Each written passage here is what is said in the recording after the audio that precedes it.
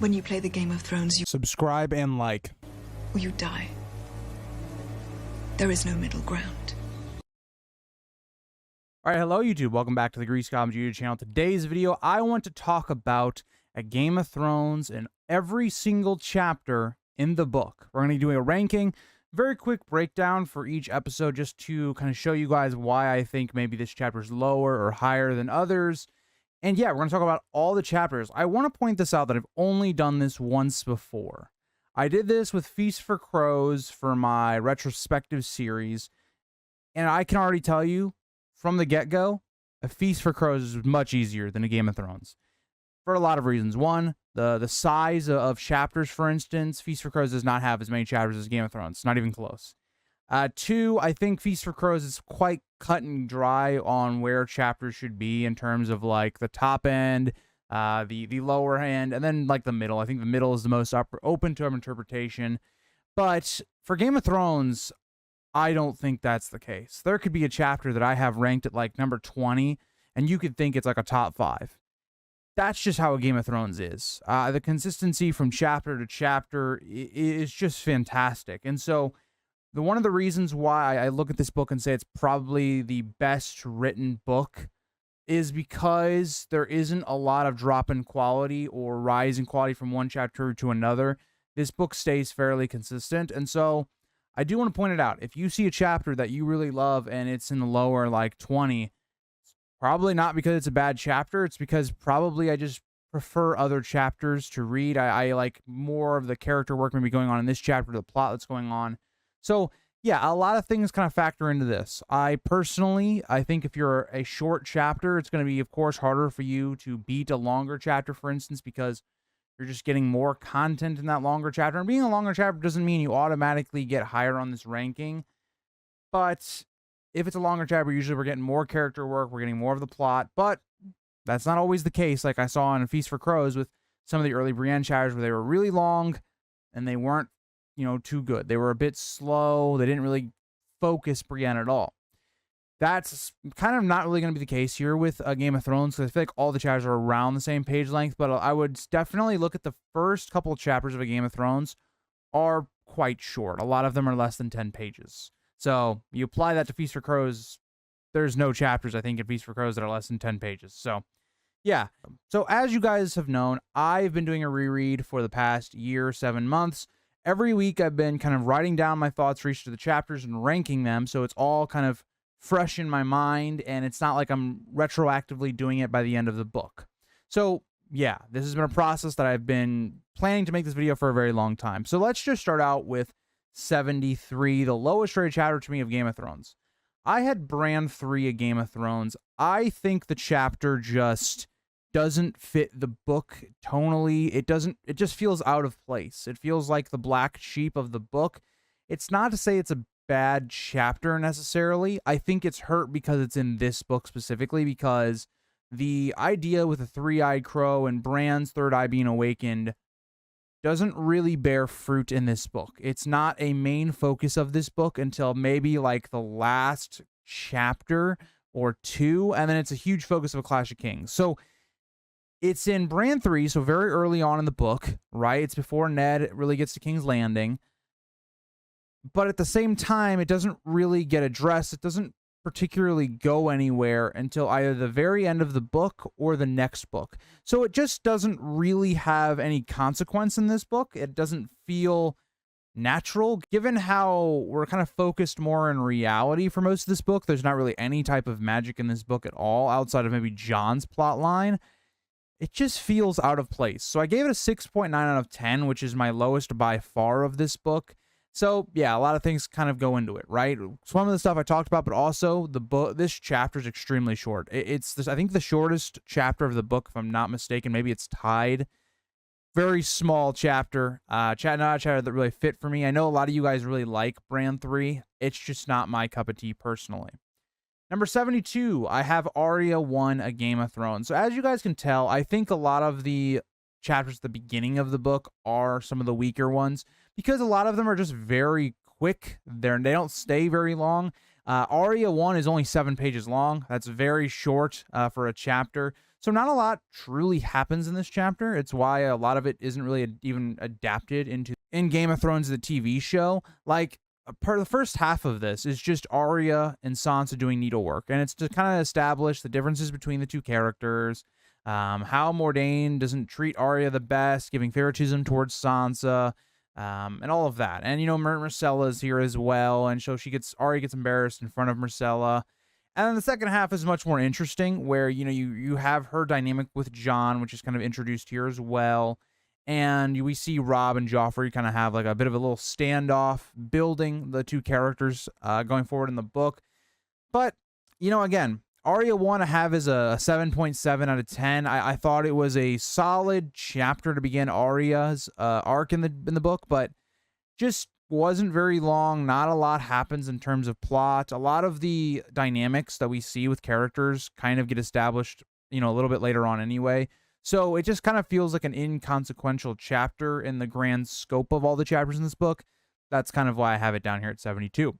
Number 71, another one I think you guys might be surprised on, because again, like I said, a lot of the beginning chapters are kind of at the lower part of the book, or the lower part of my rating, because they just take a little bit of time to get going, and they are all very short. So Tyrion 1, A Game of Thrones, I gave a 7.8 out of 10. It's number 71. I just think, again, it's only 8 pages long. It's one of those where not much really happens. It's not even really like a purely Tyrion introduction chapter, because I feel like Tyrion's introduction chapter is really in Jon's first chapter. But here we see mainly like Tyrion, waking up and figuring out, what happened to Bran, and talking to Joffrey and the Hound. And then he's talking with the Lannister family. So it's kind of our introduction into those characters through a non-Stark eye. And it's dealing with the fallout of Bran's fall. It's nothing crazy. It doesn't do a lot for Tyrion's character. It kind of maybe builds his dynamic with his siblings. Maybe a little bit of his dynamic with Joffrey, as we're not going to see any of these characters kind of together outside of Tyrion 1 until book 2. Just not a lot really happens. It's just kind of one of those early building block chapters. Number 70, I have Bran 1, A Game of Thrones. I gave it an 8 out of 10. Now, you guys might be thinking, this is the second chapter of the book. It's an iconic chapter. I think the reason I have it down here is because in terms of the enjoyment of the chapter, Bran is almost like Arya Hoda in Dorne, for instance, because Bran doesn't have a personality in this chapter. He doesn't really have anything interesting about him. Like, out of all of the POVs at the very start, he's the one that gets the least amount of development.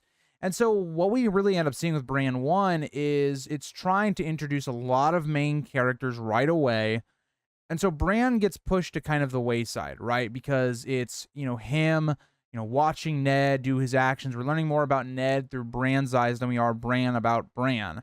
We're learning about Robb and Jon's dynamic, whether it's Jon giving Bran advice, or whether it's Robb and Jon talking about the execution that goes on, whether it's, Ned talking to Bran about why he had to kill the man, whether it's, the stuff with the wolves and getting all the wolves, and Jon and Robb's kind of rivalry, but also then Theon's in there. So there's just a lot going on in this chapter. And again, it is a very short one, but we don't learn anything about Bran. Like there's nothing about him that comes off here that's compelling. Like, all we know about Bran in this first chapter is he's a younger son of Ned who is trying to become a man, I guess, based upon, watching this and trying to learn and instill those values onto Bran.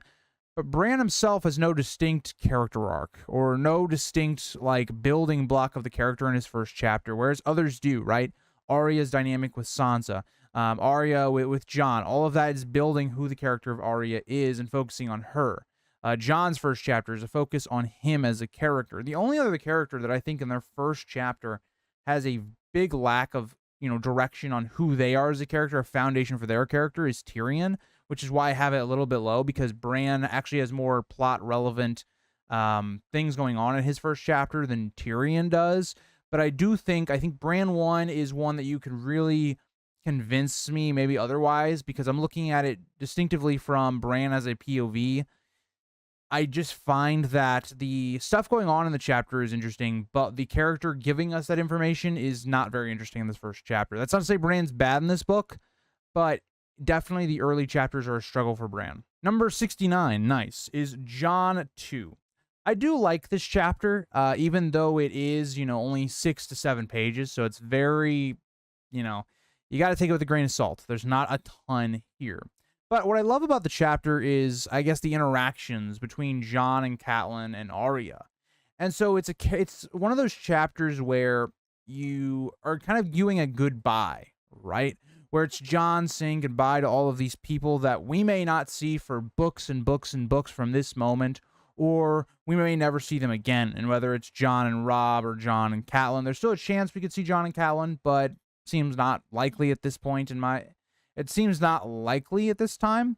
And so I think the really big thing that holds this chapter down is, for one, it doesn't have a ton of impact on the plot and the story of this book, right? It's just a goodbye and all these things. And so in retrospect, it's like, it's not as consequential as a lot of Jon's chapters are in the future. And so this one, to me, I think has the least amount of consequence on the book, while also being extremely short.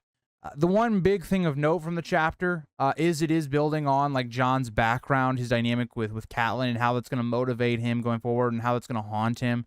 The abuses, it seems like he's gone through. I know people like to argue with me, but I think personally it seems very likely that Jon was probably like verbally abused from Catelyn, just seen based upon their interactions. But who knows? That gets us in a number 68, Bran 2, A Game of Thrones, 8.1 out of 10. Yeah, I've been very harsh on Bran to start out this because his opening 3 chapters I don't find as that compelling. But in this, again, chapter, it's 11 pages.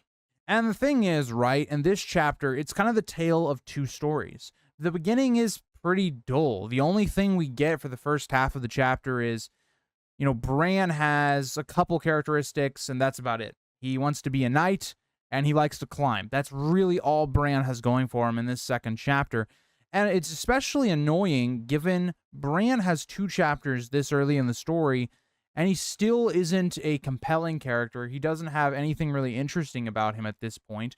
Whereas if we had other characters that had those things, right? If Arya had 2 POV chapters at Winterfell, that would go a long way, right? She only ends up having 1. Sansa herself doesn't even have a POV chapter at Winterfell. And even in her first chapter, which doesn't even come till the Trident, she's in a far better spot in terms of the building block of the character than Bran is.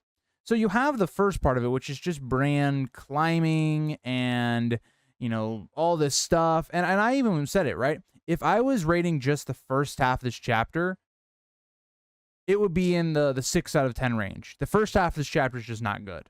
Where it gets interesting is, once again, the problem with Bran earlier in these books is when you finally get to the ending with other characters. It's other characters that Bran is getting to watch that are far more interesting than Bran himself.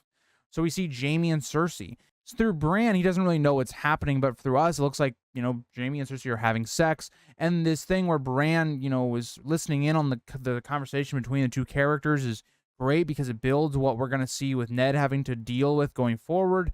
And then Bran himself getting pushed out of the window is an amazing moment, right? It's like, whoa, Bran just got pushed out of the window. The problem with it is, if you're a first-time reader, you're not going to have that much of an emotional connection to Bran.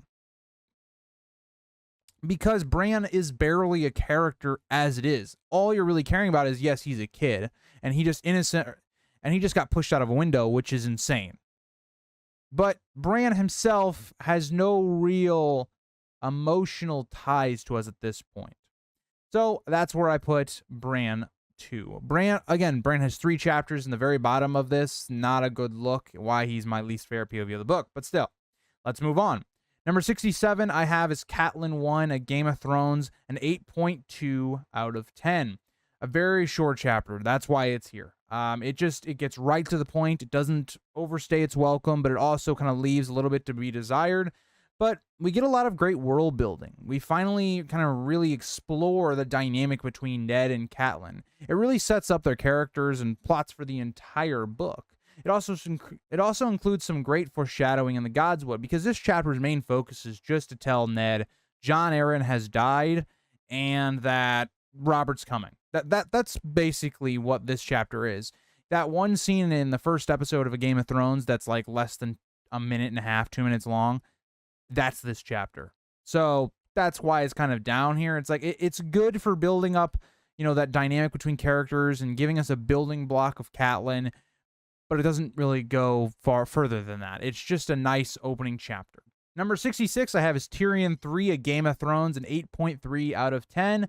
This chapter is mainly a focus between Tyrion and the officers of Castle Black as they beg him for help at the wall because they're undermanned. And following this, we see Tyrion experience the wall one more time as he'll be leaving the next day. We see our last meeting between Jon and Tyrion, which is the highlight of the chapter. I think the best part of Tyrion and Jon's arcs through the early parts of the book is their kind of conversations with each other, in which they seem to have one in every single chapter that they're in almost. But I will say, the reason I think this chapter's so low is because it lacks any of the stakes of a lot of the chapters above, right? It's like Tyrion and Jon's last meeting.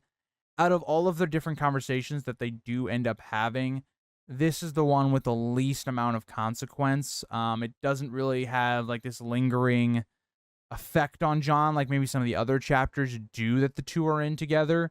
And so this one, it's like a bittersweet ending with Jon and Tyrion. We won't see them together for a long time. If Jon even comes back in Winds of Winter, who knows if George will switch that up, which probably won't. But still, it's one of those where it's like, yeah, it's a fine chapter. It's a good chapter, but it's not anything crazy.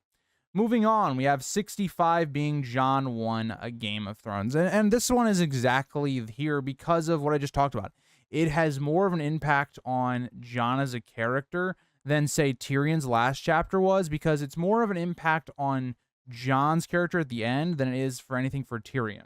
And Jon 1, again, is another quick chapter. It's only 8.5 pages long, but what we do get here is pretty quality development for Jon. He has a decent start for him in book 1, where, it's him at this dinner, more or less. And so he's been placed not with his family, but at kind of the back of the hall, being hidden away. You really feel Jon's feelings towards, why he wants to go to the wall. It's him becoming drunk for the first time. It's kind of him talking with Benjen. It almost feels like Benjen is kind of manipulating Jon in a way for the wall. And it's all this different stuff because Jon mentions on an offhand comment while drunk that he wants to go to the wall. And that's the justification for him being sent there later on by, Catelyn and Luwin. It is interesting because also then Benjen's the one that tells Luwin this information. It is a weird chapter in retrospect when you think about some of the motives going on. But then we also get the best part of the chapter, which is Tyrion and Jon. And, their conversation has rippling effects for both the two characters. In a lot of ways, Jon 1 is really also Tyrion 1. I know Tyrion 1, he has his own chapter, but it doesn't do as much to his character as much as the last part of this with Jon does. And that's the one thing I struggle with Tyrion in the early parts of the story, is he is never a character that seems to be focused on building up his character. Every chapter, he feels like he is being used to build up other characters' stories. And so that is kind of the same here, except Tyrion's quote about how you shouldn't, shirk away from what people are calling you. For instance, Jon's being called a bastard. He should use that as armor, right? So it can never be used against you. Tyrion uses his own advice as well throughout the story. He lets people believe he's this monster and all these things, and it blows up in his face in Storm of Swords because everybody kind of just hates him. And it's because he's doing this persona. Jon, in a different way, is kind of taking it a little bit more positively, right? He starts to learn to not be offended when people call him Lord Snow, for instance, and all these things. So I think it's a good chapter for both Tyrion and Jon, but just not as, I guess, consequential. It doesn't have huge ramifications in the plot or anything like that. Just a good starting point for the two characters that's better than most characters' starting points. So, Tyrion 2, another one where not a lot happens in the story, but it just boils down to a conversation between Jon and Tyrion. talking about John's, journey to the wall, what that's going to be like, how people haven't really told him the truth of the wall and the people that he's going to be serving with. It's this idea of, Tyrion, what is his mind, needing, right? What is his use to House Lannister? How does he feel that he is, trying to ably help his family? I think it's great because it deals with some interesting, themes for both the characters of Jon and of Tyrion, and kind of gives us a little bit of foreshadowing as to what is to come. But again, there's not really much that happens in terms of the plot outside of they left Winterfell and they are journeying to the wall. Not a lot really happens, but I do think that here is one of the better conversations and interactions between all of the early ones between Tyrion and Jon. So I feel like this one, to me, I put a little higher because of some of the things that we get in this chapter compared to other ones in the past. So number 63 is Ned 5, A Game of Thrones. I gave this one an 8.4 out of 10. I think it's probably the weakest of the Ned chapters, as it's, it's showing Ned investigating Jon Arryn's death and how he knows something is up. We see him questioning Pycelle and mistrusting him, and this is kind of following a great conversation with Arya about her concerns with her future, and lastly, it's followed by Ned and Littlefinger talking about leads on Jon Arryn's death. So again, we get some interesting stuff here, with like different plot lines, and they're still in their earlier phases. This definitely feels like one of the bridge chapters of the Ned King's Landing plot, where it's kind of putting a lot of seeds into the story, which are going to bloom later on. It just kind of is definitely paling in comparison to most of Ned's chapters in the book. And so the best parts of this are kind of Ned and Littlefinger and kind of teaching him about the game and that he's being spied on and that he should trust no one. So there's that interesting dynamic there that's going to come up to, the surface later on in the story. And it's kind of just introducing us into the mystery plot of Jon Arryn and what happened at King's Landing. But I do think out of all the Ned chapters, it is probably my least favorite. So number 62 is Catelyn 4, A Game of Thrones, and I gave it an 8.5 out of 10.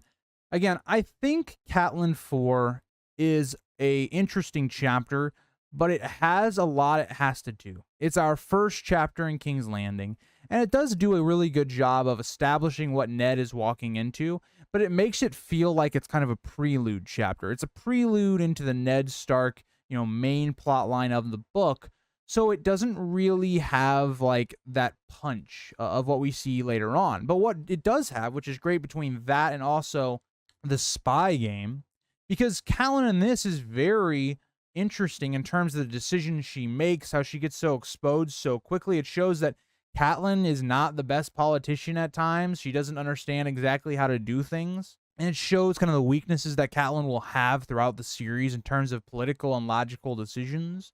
But it also shows us a little bit of that relationship between Catelyn and Littlefinger, and also introduces us into Varys. Again, this chapter has a lot it has to introduce, and so it kind of can feel, I don't know, overwhelming, I think, on a first read. You're getting major characters thrown at you like Littlefinger and Varys right before the story is going to really kick off with Ned getting there. It has to introduce the main capital of the city and the castle that Ned's going to be in from the entire rest of the story. It has a lot to do. And so at times it feels like we never truly get enough time to focus on one individual idea. We get thrown a lot of different ideas at us. And on a reread, that's fine, right? Because you completely understand what's going to happen in the story and all of that, and you can take it in a bit more. But I do think, on a first reread, or on a first read especially, this could be one of those really jarring chapters because Catelyn's moving around, right? I think I really like Catelyn 3 and Catelyn 4. By the time we get to that, she's all the way in King's Landing already. So, it is what it is. But it does introduce the idea, and one of the main central plots of the book, who sent, this cat's paw that tried to kill Bran, and whose dagger was it? And so the thing we get here is that it is Tyrion. And us, the audience, are sitting here going, that doesn't seem right. We like Tyrion with Jon at this point. So far, Tyrion seemed like a good character. And so it sets some of the groundwork for what we're going to see later on with Tyrion being captured by Catelyn. But yeah, it is a lot of different things being thrown at you. And so I think the way it introduces those things, or George introduces those things, is not as good as it could have been, but I still think it's a very good chapter. So Sansa's lowest chapter. I talk about this a lot with Sansa. I know a lot of people don't like Sansa, especially in book 1. I think Sansa's just a very mid POV in this book. I think all of her chapters are kind of in a certain range, right? Where she's kind of in that like 60 to 30 range where all of her chapters are. She doesn't have any chapters that are like right there at the bottom, but she also doesn't have any chapters that are like at the top. So she's just kind of in the middle, right? When you read this POV, you know nothing crazy is going to happen. It's going to be a fine chapter. It's not going to be a terrible chapter or anything, but it's just going to be of a certain quality. And that's kind of how Sansa is in this book. But Sansa 3, A Game of Thrones, I give it an 8.5 out of 10. It's an extremely short chapter. Again, I am going to rate usually short chapters kind of low unless they really progress the plot in those, couple pages, because those couple pages it's going to be difficult for you to develop a character. So moving into this chapter, all we really see is this idea where Arya and Sansa are basically told that they're going to be going back to Winterfell. And it's a big chapter for other characters, in my opinion. It's things that like aren't going to happen in this chapter, but are important for other ones. So it's really weird because it does progress the story, but none of it happens in this chapter, if that makes sense, right? Like, think about the big things that come of this chapter, because, Sansa obviously does not want to leave she does not, obviously not want to leave King's Landing, right? So she is really, distraught by this. And so we're going to see her go to Cersei. That doesn't happen in this chapter. We're also going to see Ned, because of the way Sansa talks about Joffrey not being anything like Robert. That's going to be the thing that is eventually going to lead to Ned then realizing, wait a second, Joffrey isn't actually Robert's. That happens in the next Ned chapter. So nothing truly happens in this. Like, there's not a lot that actually happens outside of things being set up for other events. So this is almost a purely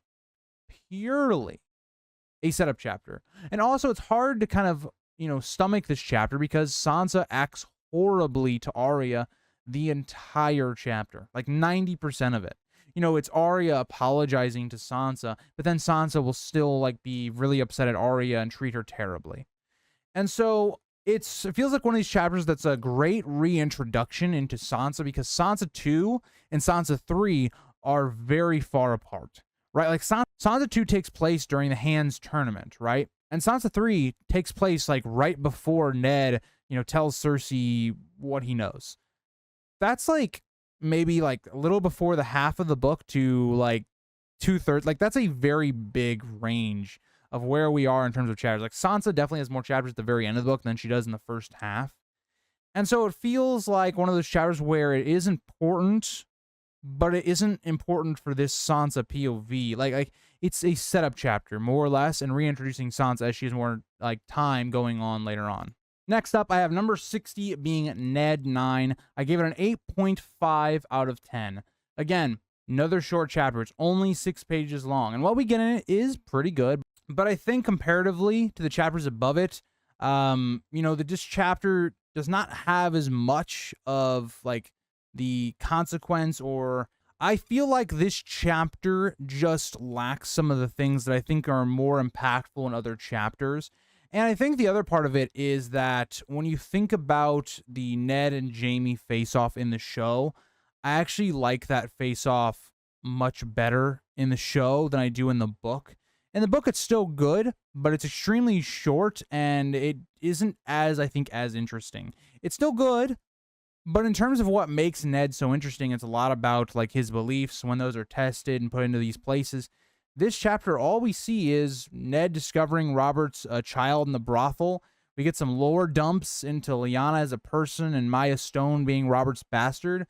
But the real big part of this chapter, why it's higher than some of the chapters below it, is the final face-off, where we see Jaime and Ned's conflict. Again, it's the repercussions of the actions Catelyn has taken so far with capturing Tyrion.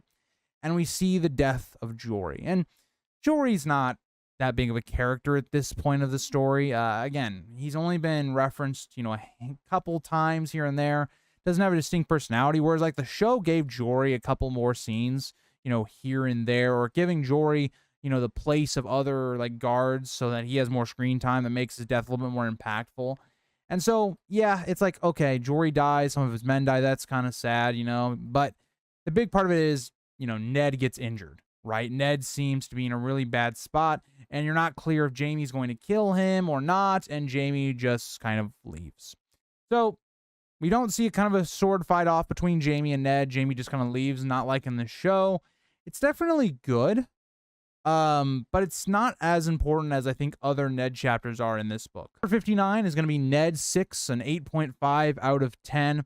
This chapter is pretty much a prelude to the upcoming King's Tourney. I do like the small council, with Janis Slint asking for men and Renly jesting about it. It's a quality, like, small council chapter is really what it is, right? We get all these different characters talking about, different things going on in the world with stuff on Stannis, what he was doing with Jon Arryn, Ned following a lead and finding Gendry. It's just kind of one of those middle of the ground, building up into the mystery, building up to some of the big points going forward. But it definitely isn't one of those big chapters by no means. I think it's better than Ned 9 though, because we get more into the character work of a lot more characters than just, for instance, like Ned and Jaime in that chapter. And like Ned doesn't really even get anything. It's really just Catelyn's consequences, like what, she's done. And so it's more about, I guess, Jaime and his relationship with Tyrion than it is anything about Ned. And so in Ned 6, it's a bit more, right? It's us starting to unravel things. Why were Stannis and Jon Arryn spending significant amount of time together? Why is Gendry the one that they were going to? And it's because he's a bastard. And you're starting to unravel all these things. For me personally, I just find it a bit better than Ned 9. We have another Ned chapter right after. But Ned 4. And this chapter is Ned's first in King's Landing. And I gave this another 8.5, but it's a better small council meeting than the number 59, right? As we're seeing how ineffective Robert's rule has been, the kingdom is bankrupt. And Robert himself isn't even attending, it seems like, meetings. We're doing this tournament that we can't afford. All of this is going right in the face of what Ned believed was going on, right? How is Jon Arryn allowing this to happen?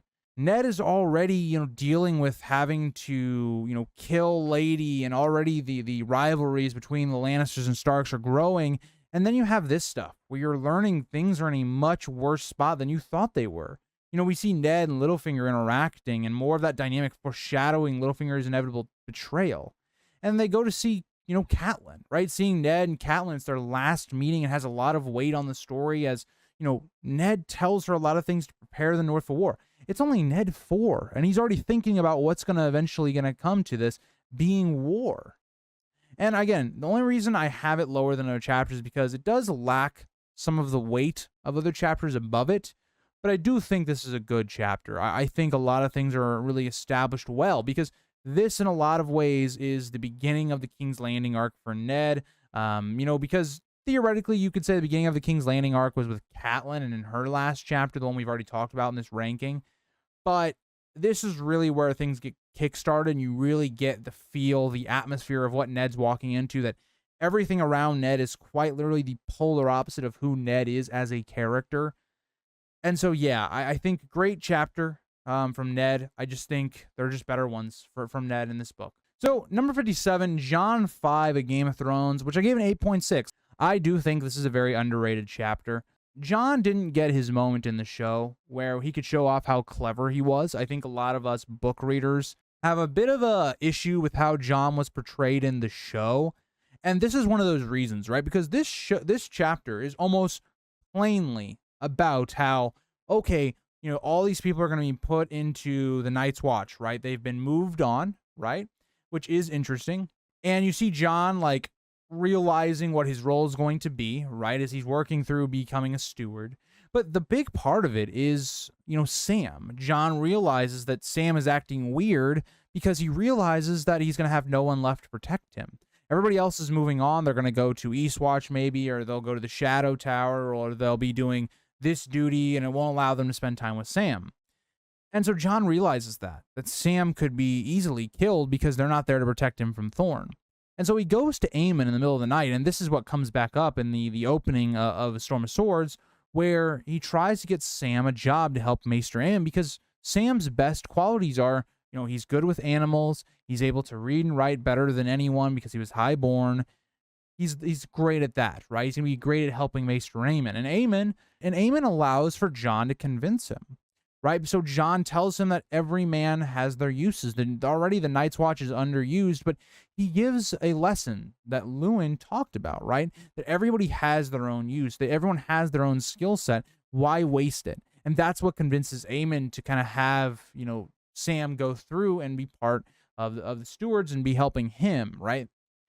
It's a really great chapter because it shows the bond that Jon and Sam have made, but it also shows the growth of Jon, right? It's like a nice middle of the ground chapter for Jon, in the book, because it's going from Jon, who viewed everybody as being kind of beneath him, being lesser than him because he could best them in sword fighting. They were all criminals. And it shows you that dynamic where Jon has kind of turned a corner a little bit and he's starting to mature a bit. And so I like it. It's a nice middle of the ground, Jon 5, right around the middle of the book. I really do enjoy this chapter. Just doesn't have the weight of, I think, a lot of Jon's chapters going forward. 56, in my opinion, is Bran's first really good chapter in this book. Again, I think every chapter now, going from, like, I would say even when I started talking about Ned's chapters in the last couple ones, all these could be mixed around, right? You could put these anywhere. I think some of these chapters may have a higher, placement for you, and that's because you have a preference for them. All these chapters are good, I think, from here and kind of beyond. But so Bran 4, Game of Thrones, is an 8.6 for me, but it focuses heavily on, Bran and Robb. This is the first chapter where I really feel like we start to get notable development for Bran, and also we get a lot of development for Robb. We specifically focus on two central issues in this chapter. Bran's life after losing the use of his legs, and Robb stepping up and becoming the Lord. Remember, Catelyn has gone down south, so Robb has to step up, right? And so we see that Bran, in this chapter, is struggling with his life. He feels alone. He feels abandoned. There is no one that has time for him anymore, as his mother is gone, his father's gone, his sisters are gone. Robb has to be the Lord. Everything seems like it's kind of falling apart for Bran, and his life is falling apart. While on the flip side of them in this chapter, you have Robb, who is struggling with ruling. He's too young to be doing this stuff, right? I think Robb could have expected not having to do any of this stuff until he's at least into his 20s. And now he's having to rule, Winterfell in the north at the age of 14. Like, that is an insane feat. And so it really starts to spill over on him, right? That pressure grows. But we also see into even all of that, you have another part of this where Tyrion comes in as well. And he arrives at Winterfell, and there's a great scene foreshadowing future conflicts between the Lannisters and the Starks, where the wolves seem to just kind of attack Tyrion. Even when Robb didn't even want them to. They just seem to go wild, to a sense that the Lannisters are not their friends, even though Tyrion might be their friend. His dynamic between giving and helping Bran, because he also feels what Bran feels, that disability and how people view disability in this world. But the best part of it, and one of my favorite moments of the entire book, is definitely the last scene with Robb and Bran. It's a really touching moment where you see the two kind of embracing, and Bran's been questioning Robb because there's the Robb the Lord and Robb his brother. And he sees that that's taking a toll on his brother, and Robb and Bran embrace, with Robb having tears in his eyes. It's a great moment. It's a great moment given where we know Robb's going to go in the future, especially in this book. And it's a chapter that I'd love to rate higher. It just doesn't have a lot of consequence. It doesn't have a lot of things going on, but it is really great for just the soul part of it, of character development. It's a very strong chapter for. So at number 55, I have Arya 2. This chapter is not a massive one story-wise, but this is a major chapter for Arya's development. We see her feeling guilty and alone after Micah's death and the events of the Trident. She blames herself and hates herself. Her conversation with Ned in this chapter really shows how close they are and make the death of Ned even more tragic later on. Also, we have Arya's first lesson with Syrio, which is super impactful to her arc. Overall, again, the discount to this chapter is it's not huge in terms of the story or the arching narrative, but it's very huge for Arya as a character development chapter because we haven't seen Arya in a POV since Winterfell. right? We don't see her through the entire journey as a POV. We see her through other people's eyes, but not a POV. And you come back to this character and she's deeply distraught. And it's one of those things that, you know, looking at Arya in the future, she grows from. This is one of those most important chapters for Arya going forward. But in the grand scheme of things, I don't think it's the biggest chapter. Number 54 is Sansa 1, A Game of Thrones. I gave it another 8.6 out of 10. Same with Arya 2, if I didn't say the rating for that. But this chapter is a lot about developing Sansa and, again, her relationship with Arya. Because we haven't seen Sansa yet, right? So we're just now, if you're thinking about getting to Sansa at the Trident, right? We don't see Sansa at Winterfell. And so there's a lot to develop here in terms of how Sansa views the world. And definitely the highlights of this chapter is, you know, her being introduced into the Hound and her, you know, seeing for the first time, we're seeing them in the book, Renly and Barristan, two huge characters in the way that they are distinctively described. She eventually gets to go on her date with Joffrey, which is crucial to how the story functions for Sansa. But it ends with, again, the attack on Arya and Arya fighting back. It's one of the huge, like, climaxes of the early part of the book, one of those big moments. And my only negative on it, and this is what I wrote down, if only it wasn't a Sansa POV, right? Sansa is just a character that is very hard to root for. You can understand the character to rationalize her things and all that, but unfortunately, she's just not the most interesting POV. I think if Arya was the POV of this chapter, this section of the story, I think it probably would have been a lot higher on my rating, but because it was Sansa, I did kind of put it down a little bit. She's just not as interesting to read, especially on a reread, as someone like Arya. Number 53 is Jon 3, A Game of Thrones. I gave it an 8.7 out of 10. This chapter is Jon's first one at the wall. We really see Jon adjusting to life, and at the wall, what it's going to be like. The people that he's with, a lot of them are criminals or accused criminals. He's looking down on everyone else, thinking he is better than everyone. And so we get this moment with Danelle Noy, which is something that the show kind of took when gave it to Tyrion. But I love that this is the turning point for Jon's character, right? It's this moment where Jon now starts to understand other people more than himself, right? He understands that these people have never held swords in their lives. These people, you know, may have been starving, may have been this or that, and that led them to do actions because they were really desperate. We see Jon have to realize, you know, through all of his, you know, training, you know, and his learning with Ned on how to be a man, there were other parts of it as well, and understanding people. But he also continues his conversations with Tyrion. I love, you know, his dynamic and friendship between the two. It's where I think Jon and Tyrion's arc early on, I think, is at probably its best, in my opinion. But I do definitely enjoy it. And it all kind of culminates in Jon meeting Commander Mormont, telling him that Bran has awoken, and also Jon apologizing to Gren and tries to help him. It's a really nice character arc, because really the character arc for Jon is, you know, he has a character arc from like Jon 1 to Jon 3, and then like Jon 4, you know, towards when he learns about, you know, Ned's imprisonment stuff. That's when the next arc kind of starts. So I think a really good, solid middle ground Jon chapter. Definitely one of the better ones of the early book. But yeah, moving on, we have Catelyn 6. This chapter is just huge. For my longest analysis of the first half of the book, you can really feel that, in my opinion. This is a chapter that I do like. It just seems to go on for too long, right? I love seeing that we get Catelyn arriving at the Bloody Gate and her journey, but her journey to the Eyrie is just too long. It feels almost like 2 chapters combined into one, because George needed to do a lot in this chapter. He needed Catelyn and Lysa's conversation at the end for Ned's next chapter, right? They needed that conversation. And the pacing is really my only issue with what we actually get, right? It just feels like are at a very like slow pace in terms of when Catelyn and Maya Stone go up to the Eyrie.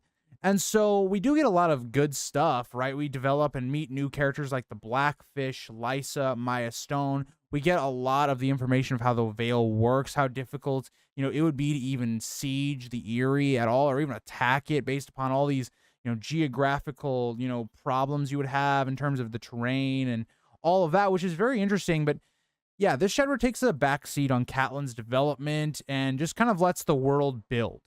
Also, I did give that chapter an 8.8 out of 10. Number 51, and this is the lowest ranked Daenerys chapter. That should tell you how much I like Daenerys in this book. But Daenerys comes in at 51 with Dany 6 at Game of Thrones, an 8.8 out of 10. This is a very hard chapter for me to rank because it has some highs and some lows, right? It's a very inconsistent chapter because in a lot of ways, this chapter is dealing a lot with the fallout of Viserys, right? This is the chapter right after Viserys dies. So a lot of the interesting dynamic, right, with Viserys and Daenerys is kind of gone. So this is really about recontextualizing, refocusing where Daenerys is going to go with the last half of her arc. And so, you have her thinking about Viserys, thinking about him being the last Targaryen, and we see how his death has maybe taken a toll on her. Yes, that relationship may have fallen apart, and Viserys might have deserved to die based on his actions, but it still puts a heavy pressure on Daenerys, where she realizes, she is the last Targaryen in her eyes. And so you also have her worrying about, her child, becoming more aware that she's carrying this child and how that affects her. And we see all of the things that we talk about with Ned and Robert, right? We won't actually talk about their, decision on whether to kill Daenerys or not for a while. It's one of my favorite chapters of the entire story. But we see the repercussions of that, right? Daenerys is just trying to have a nice time in the markets, and she has an assassination attempt on her, right? They try to poison her and kill her and her child.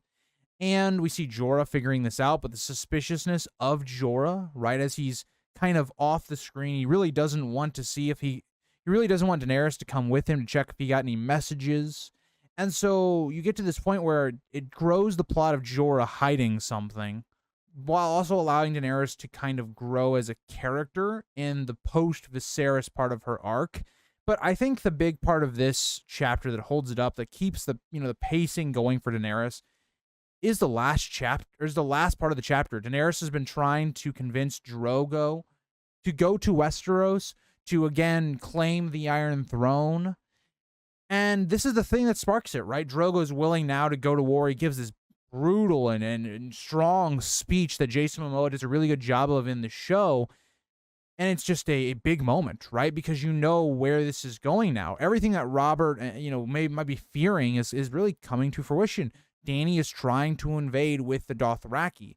And that is where we kind of refocus Daenerys' plot and see how it's going to go when you go into a war-type situation with Daenerys and how that affects her as a person. Moving on, though, we have number 50, which is Daenerys 7. So Daenerys 7, following Daenerys 6, is slightly, I would say, it's either on par or just a little bit better. I just prefer it over Dany 6. But Dany 7 really is our first indication into what war is going to be like. We only see a couple instances of kind of the anti-war theme. It's not as present in this book as it is in the next couple books. But the first one we see here is Daenerys, right? We want her to take the Iron Throne and all this stuff, or maybe you don't at this point in the book, but Daenerys has tried to Daenerys is now trying to go back to Westeros and getting the Dothraki to take over Westeros. And so at this point, right, this is kind of the start of the final stretch of the book. And this one is kind of lower because it's kind of building up to the next things to follow, right? 8, 9, and 10 are all great chapters for Daenerys. And so Daenerys 6, it's kind of like the recontextualizing. Dany 7 is kind of building up now, right? We're taking that element of Dany 6 and we're building upon it. So what does this do, right? It's all about how the Lazarene people are being taken over by the Dothraki. Their people are being enslaved. Their homes are being destroyed. They've been burned. Their people are being killed. There are being, rapes happening all over the place. And it's how does Daenerys deal with these things, right? Because she has prompted this. They have to do this to be able to get ships, right? To either sell slaves or get boats to go to Westeros. They can't do that any other way. And so you're forcing, because you want this thing, that's your personal agenda, it's destroying all of these different lives. And so Daenerys is trying to be kind of a hero, trying to save these women from these horrible fates and all of this stuff. And all this chapter really highlights the anti-war theme beautifully. It's the strongest part of the chapter, right? And so when you look at that, because this chapter is, right before we get to kind of the Battle of the Green Fork with Tyrion, it paints exactly that image that you want to have going into that chapter. It's a great setup chapter for a lot of things to come, not only just Daenerys's plot. And that's why I think as a setup chapter, which a lot of these middle chapters, or a lot of this middle ranking, it's a lot of like your build-up chapters. It's going to be a lot of your setup chapters. And this is one of those ones that are really done well and that I really do enjoy. But the other part of it is, again, how Drogo gets injured during this battle and how that leads Daenerys trying to have Miri try and fix that. And we see that Miri seems to give Drogo good medical care, but Drogo's not going to take it in the next chapter. So it's, again, just building up things that will have consequences a little bit later on. Number 49, I have Ned 11, A Game of Thrones, another 8.8 out of 10. This is kind of one of those chapters in between, like, the endgame stuff for Ned, and it's also, like, in between the stuff where Ned has the Jaime scuttle. So you have this chapter in which we see Ned on the throne dealing with the issue in the Riverlands. It's a prelude to what we're really going to see with Catelyn's POVs later in the book, and to the wars coming in A Clash of Kings. And we see how Ned is shifting the blame of the war on the Lannisters. It's all about propaganda. It's all about painting the blame of things, right? It's about, you know, putting the Lannisters in the position of blame and making them the bad guys of the situation. It's pretty good foreshadowing to the upcoming conflict because a lot of what we see in war is going to be about information, about propaganda. For instance, House of the Dragon, right? Jaehaerys' death, right? Aegon's son's death. Exact same idea, right? Paint the other side as the evil villains so you can get the common people on your side. It'll make making allies a lot easier if you're viewed as the good guys. And again, I just noted here, like, it's a fine and good chapter. It's just a middle chapter for Ned in terms of building up to the stuff going forward. It's a fine and good chapter, but nothing special, really taking it above other chapters kind of near it. I think it has more of an impact than, like, Daenerys 7 and 6. It's more interesting to read in terms of what's going on, the stakes that are building up, but I don't think it should be really any higher than number 49. Number 48, we have Jon 6. So I also made a mistake earlier on when I was talking about the chapter where Jon gets Sam into the stewards. I actually said something about Jon basically becoming placed in the stewards and all that. That actually happened in this chapter, not that one, so just take that out of what I said earlier. But we see that Jon is placed in the stewards and how he deals with that as he comes to the rationalization with Sam's help that Mormont is grooming him for command and what that actually means. He goes then to take his vows with Sam, but Ghost finds a hand. Again, it's another really good setup chapter for things moving forward. Nothing crazy in it, really just Sam realizing what his role is going to be moving forward and also setting up some of the White Walker attack that we're going to see in the next coming part of Jon's arc. Number 47, I have Bran 7, Game of Thrones, and I give it an 8.8 rating. Again, it's the final chapter for Bran, and it's a decent one. It connects back into kind of Bran 3. We start getting the magic side of Bran rolling, but it's a lot about this idea of Bran seems to have this dream that, you know, his father is in the crypts, right? And that seems really off and weird because his father shouldn't be, right? For Bran's knowledge, right? Ned hasn't died. Us, the reader, we know Ned's already died. And so it's all about this idea of two contradicting ideologies, right? You have the Maester ideology with Lewin, who says, this isn't just magic, it's just some coincidence that you're having this dream, and Rickon having this dream and all that stuff. But then it's Osha, who has been north of the Wall, who has heard of the things that Bran's kind of talking about, wants to know more about, like the Children of the Forest. It's all about kind of building up Bran into a Clash of Kings, where that arc's going to go forward. But it's also a really sad end to Bran because we, the readers, you know, as Bran is trying to rationalize through this, you know, thinking, you know, his father maybe isn't dead, even though he feels in the back of his heart and his brain, it's us wanting him to be right, that Ned didn't actually die, but he did. And so when you have this debate, which almost feels like it doesn't matter in the grand scheme of things, we as the reader already know that Bran and Osha are pretty much correct, based upon the fact that Ned's already dead, and both Bran and Rickon are seeing that. It's a really fascinating end for Bran. It doesn't have the heights, of course, of most of the other conclusions, but it's definitely a solid Bran chapter, and I really do enjoy it. It's not the best Bran chapter, in my opinion. I think there's other ones that are better, but it's definitely a good one. And so I put it around here at number 47 as a good kind of conclusion for Bran. Number 46, I have Catelyn 9, A Game of Thrones. Again, give it an 8.8 out of 10. This chapter just follows a lot of things, right? You know, you have Robb's campaign since leaving Moat Cailin. It's a fantastic introduction into the phrase and building the seeds of the Red Wedding. It also displays a bit of background for the Riverlands and their politics, as well as showing the growth of Robb accepting to marry a Frey girl to try and save his father. I think this chapter, the reason it's maybe lower, especially for being a late game chapter, is it just handles a lot of things, right? And it does handle those things well, but it's, again, a lot more of a setup chapter than it is like a payoff chapter. Because you got to remember, we're not going to see Walder Frey until the Red Wedding after this chapter, right? So we have got to build up the character of Walder Frey and the Freys as a whole pretty quickly. It's getting kind of thrown in there at the very end because that's going to establish the alliance between the Starks and the Freys. So that's all really great. The dynamic between Catelyn and Walder Frey is awesome. You know, seeing Robb continue to take steps as he's becoming more and more of a responsible man, even though he's not a man yet, right? He's still a young kid, right? He's still a young kid, but he's showing signs of a responsibility in trying to get his father back. Because at this point in the story, Ned is not dead yet, so he needs to take the fastest route possible. And so, again, another good setup chapter from Catelyn. But that gets us to number 45. Number 45 I have is Sansa 4, A Game of Thrones. Again, I give it an 8.8 out of 10. This chapter follows both Arya's escape and Ned's coup, and definitely has a different vibe. And it just, what Sansa is she's a more or less a contradiction to Arya, because Sansa feels more like an actual kid. Arya doesn't really seem to be a kid at all. She has a lot of adult-like ways that she's able to think and rationalize things, whereas Sansa doesn't. And so Sansa and Arya's like chapters after Ned's death are polar opposites, where Arya's seems like an Assassin's Creed type get out of, the Red Keep and try to escape the Lannister clutches. Sansa's is the opposite. Hers is this kind of overwhelming, maybe fear or stress in her stomach, as she was just simply left in a room.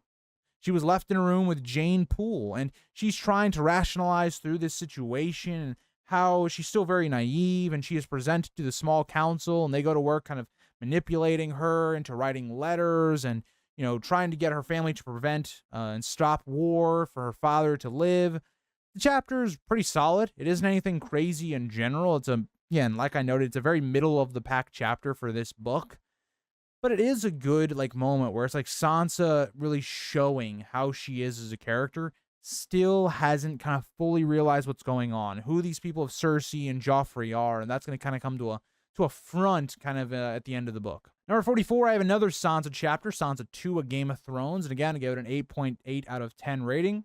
This chapter is the first day of the Hand's Tourney, and so we get a lot of great building for kind of the atmosphere, right? Some of the famous knights in this world, seeing Loras and others like that, seeing the Kingsguard.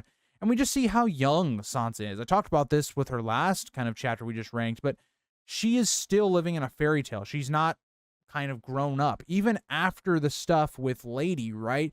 This is the next time we see her after the Trident. And so we see that she is someone that's blaming other people for what happened to Lady. She's not taking accountability. Right, where Arya is the opposite. She takes full accountability and maybe overdoes the accountability that she had in Lady's death and Micah's death.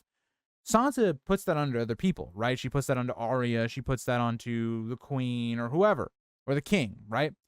And so we see all of that. We also do see that Sir Hugh, Ned's lead, dies. So that's kind of a big moment, connecting it to Ned and what's going on there. But we also see the second half of this chapter, right, where we see Sansa's on a date with Joffrey, and Joffrey's acting so great, but then it all kind of flips on its head when, she thinks Joffrey's going to take her back to the castle, but it ends up being the Hound. And so the Hound and Sansa kind of have this beginning of their kind of arc that will happen in Clash of Kings, where he's just kind of telling her, did you really think he was going to take you back? It should be this wake-up call for Sansa, but she can't see through the red flags, which you can't really blame her. I think a lot of us can relate to a relationship or something we were in where we had all the red flags there and we just didn't take them.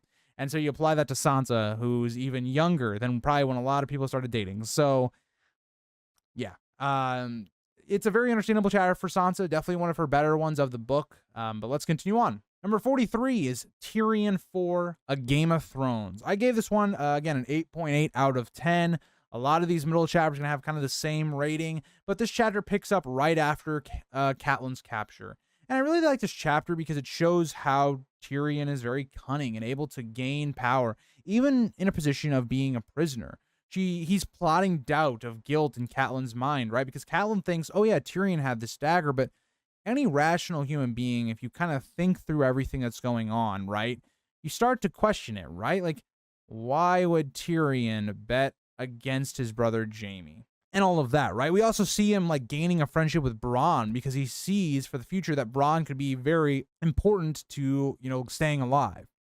But we see the mountain clans attacking, and as our first like real taste of any type of actual battle, there isn't much like combat we really see in this book outside of like the very much the climax, so the last like quarter of the book. But we do see a little bit of a skirmish here between the mountain clans and Catelyn's party, a little bit of the horrors of that battle. But we get a great little arc for Tyrion as he goes from hating Catelyn to saving her life in really one chapter, which is really interesting. But it's a really fun chapter for me. I really enjoy reading it, but it lacks the weight of other chapters above to be, I think, ranked any higher than where it is. I would say, though, if you look at Tyrion 4, I think it's the beginning of the best parts of Tyrion in this book because Tyrion takes a while to get going. And this is kind of starting, Tyrion becoming more of a predominant POV that we like to see going forward. Number 42, one of the only POVs outside of, like, I'd say Ned that escaped the curse of the early POVs being kind of is Daenerys. So I have at number 42, Daenerys 2, A Game of Thrones. Again, an 8.8 out of 10. And I enjoy this chapter a lot, right? It's because we get Daenerys at her wedding, and she's trying to, grow as a character. We haven't seen her character in a little while because it's kind of her overcoming her fears and leaning into her Targaryen side ever so slightly, right? Every time that she has this moment where she's in a great stress or she needs strength, she goes to, her dragon dreams. She goes to her lineage as a Targaryen. And it's a significant chapter in the early portion of the book. As Dany and Drogo are married, this will have big repercussions maybe for Daenerys' arc, and it could have on Westeros if things had gone a little bit differently. But also we see Daenerys receiving her dragon eggs, very crucial to the story as well. We see Viserys' continued hatred of the attention that Dany is getting. Again, just building up the character of Viserys and the dynamic between Daenerys and Viserys. I love this chapter for Daenerys, but what holds it back, in my opinion, from, her first chapter, because I like her first chapter a bit better than her second chapter, is I find the ending with Drogo and Daenerys, where they're trying to consummate their wedding, is just weird. It's uncomfortable to read, and I think the show even took it to a different step, where they show Emilia Clarke or Daenerys being like basically raped. It's not a good look. The show did it even worse, in my opinion. But it's just very uncomfortable, and it brings the chapter down a little bit for me. Number 41, I have Jon 4, A Game of Thrones. Again, 8.9. I give it an 8.9. It's kind of that next slightly going up from where we were. In my opinion, this is by far Jon's best chapter early on. We see Jon has progressed as a person, helping the recruits, and now he actually has friends. But the big part of the chapter is his relationship with Samwell Tarly. This is where we meet Sam, and we're like going through this, and at first, Jon kind of does have pity on Sam, but he doesn't understand who Sam is. Very similar to what we just saw, right? Trying to understand these people and how they got to the wall, and maybe they had hard backgrounds, or they were criminals, whatnot. Or maybe they were alleged criminals, whatever. But when you get to Samwell is a character that you just don't understand. He's highborn, but he seems completely not fit for the wall. He's considered fat, which is not something that is like that well looked upon in this society, especially that, warriors of great strength are looked at, very highly. And also, you look at so many people that are starving, they're going to look at Sam and go, well, he's eating all this food and all this stuff. Why is that fair? So you look at Sam and us, the viewer and the reader, and we're going, what is making Samwell tick? Why is he here? And when you finally get this reveal by the end of the chapter, right, where Samwell Tarly is here because his father was willing to kill him for not fitting into a certain type of person. It changes the way you view him. You, with the character of John, you understand the character of Sam, and you like Sam. You understand him. If you're ever a person that's felt like you were disappointing, your parents or, a loved one, you really feel what Sam feels in that moment. And I think it's a powerful moment for the early part of the book because it introduces us into the main character outside of John in that arc. And it fulfills an interesting, character moment from beginning to end. It has a complex story. And so I really do enjoy this ranking for John. I think it's by far his best chapter of the early part of the story. And that gets us into number 40 is Tyrion 5, A Game of Thrones. This is where we're into a 9 out of 10 range. So again, these are A chapters and above. I think all these chapters are really good. I think a lot of them you could put in nearly any order. I don't think I have a problem with any of them. This is just how I see them. And so this is now we're halfway through the book, and Tyrion has yet to really get going. His 4th chapter started to really put him on that path where he would become more of an interesting and dominant POV. But this is the best chapter so far for Tyrion through the first half of the book. We see his incredible mind work as he manipulates more to do, the things he needs. He needs a message to be given to Lysa that he wants to confess. And we're seeing how he's manipulating events, how clever he can be. And so how he outwits Lysa in this meeting and declares for a trial by combat and even thinks on the spot, right? He's out here playing chess while everyone else is playing checkers, right? And he gets Bronn to then step up for him for the trial by combat. I love that, right? It does a really great job.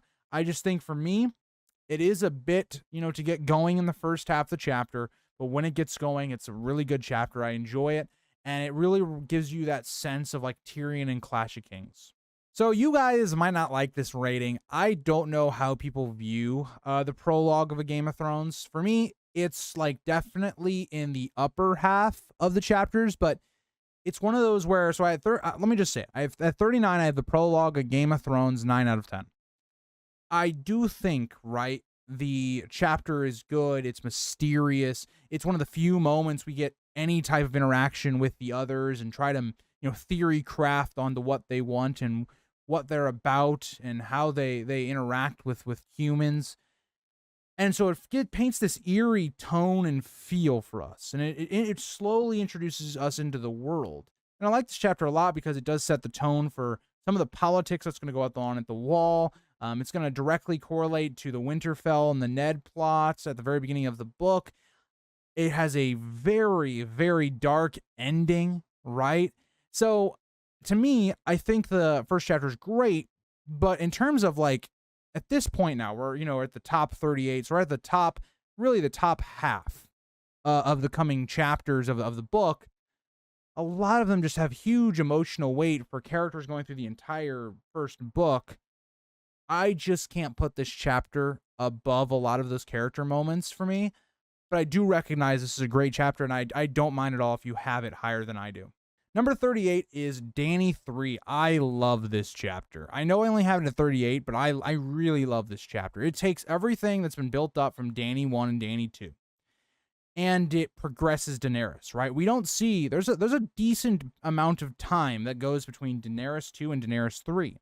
And so it feels like she builds off screen, and when you come back to the character of Dany 3 after her wedding, she's quite transformed, right? She's, growing into being a Khaleesi and becoming more confident with herself.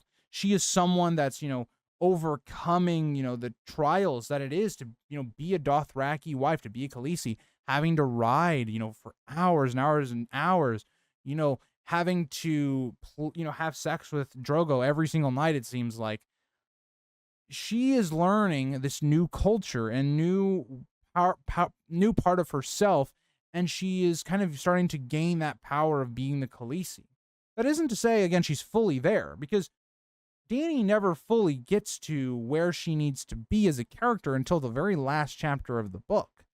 But we're seeing those things taking effect, right? She's not letting Viserys, for instance, push her around, right? When she orders the Khalasar to stop and she wants to, ride off with Silver, her horse, Viserys is pissed off because who is she to order him around? And Daenerys doesn't take that. Daenerys punishes him for lashing out at her and trying to strike her in these things. And we then lead to the end of the chapter, which is another kind of sex ending, but it feels more impactful. There's more of a reason for it to be the way it is, because in the Dothraki culture, which shows Daenerys' awareness as going into this culture that you've now married into is very important, she leads Drogo in sex her own way. It's her taking more control, gaining more confidence, and having sex in the front of the Khalasar, the entire Khalasar, thousands of people. It's a huge moment for Dany in many ways because it has huge ramifications on where the character is going, and I really find it to be very impactful, an early chapter for Daenerys. Number 37 is Tyrion 6, A Game of Thrones. And I think this chapter is great for a number of reasons, right? You have the Tysha section of the story where we learn what happened with Tysha, that Tyrion was once married, and what became of that, what Tywin did, what Jaime said he did, what we know he didn't actually do. And so it's great because it motivates us to go, oh, wow, okay, now we understand Tyrion a lot. And we understand Tyrion and Tywin and their dynamic quite a lot. And there's a lot of foreshadowing here where Bronn says, I'd kill the man who did that. And Tyrion alludes that that may happen. So, there's a great dynamic between Bronn and Tyrion because we don't get the trial by combat for Tyrion through Tyrion's eyes. We get it through Catelyn's eyes. But it's great here because you can tell the dynamic between them is great. It's kind of like it is in the show. I think it's even more enhanced in the show than that dynamic. So you see Tyrion is also already plotting how they're going to get out of the Vale, right? He knows they are not going to be able to get past the Mountain Clans. They're going to have to make a plan to get through them, to gain an alliance with them. We see how all that plays out. Tyrion dealing with manipulating people. Also, I did want to point out, because I forgot to, I think, rate the chapters, but Daenerys 3 was a 9.3, and I give this chapter, Tyrion 6, a 9.4. And so I think the only reason I would say this chapter is lower, around the, middle of the pack, but on the upper side of it, around, being number 37, is just blatantly because I think of all of the POVs going on right now, I think Tyrion's still trying to grow to where other plots are at this point, right? Where, at this point of the story, Daenerys' plot has really kicked off, right? Ned's plot, right? We're getting to Ned's coup very shortly after this, part of the story for Tyrion. So there's a lot going on right now, and I think Tyrion kind of gets put down a little bit because he doesn't really come to the forefront until more of the end of the story, but definitely is a good building block for Tyrion. It has huge ramifications for going forward with his meeting with Tywin. So number 36, I have Sansa 5. This is a very weird chapter for me to rank because in terms of Sansa and her development, it's an average chapter. But in terms of what is going on in her POV, it elevates it quite a little bit, right? It slightly elevates it because there's a lot of cool things going on. We're seeing the Lannister regime take power, how differently that transforms the throne room. And this is the day Joffrey is kind of taking fealty and denouncing those who are, missing, like his uncles.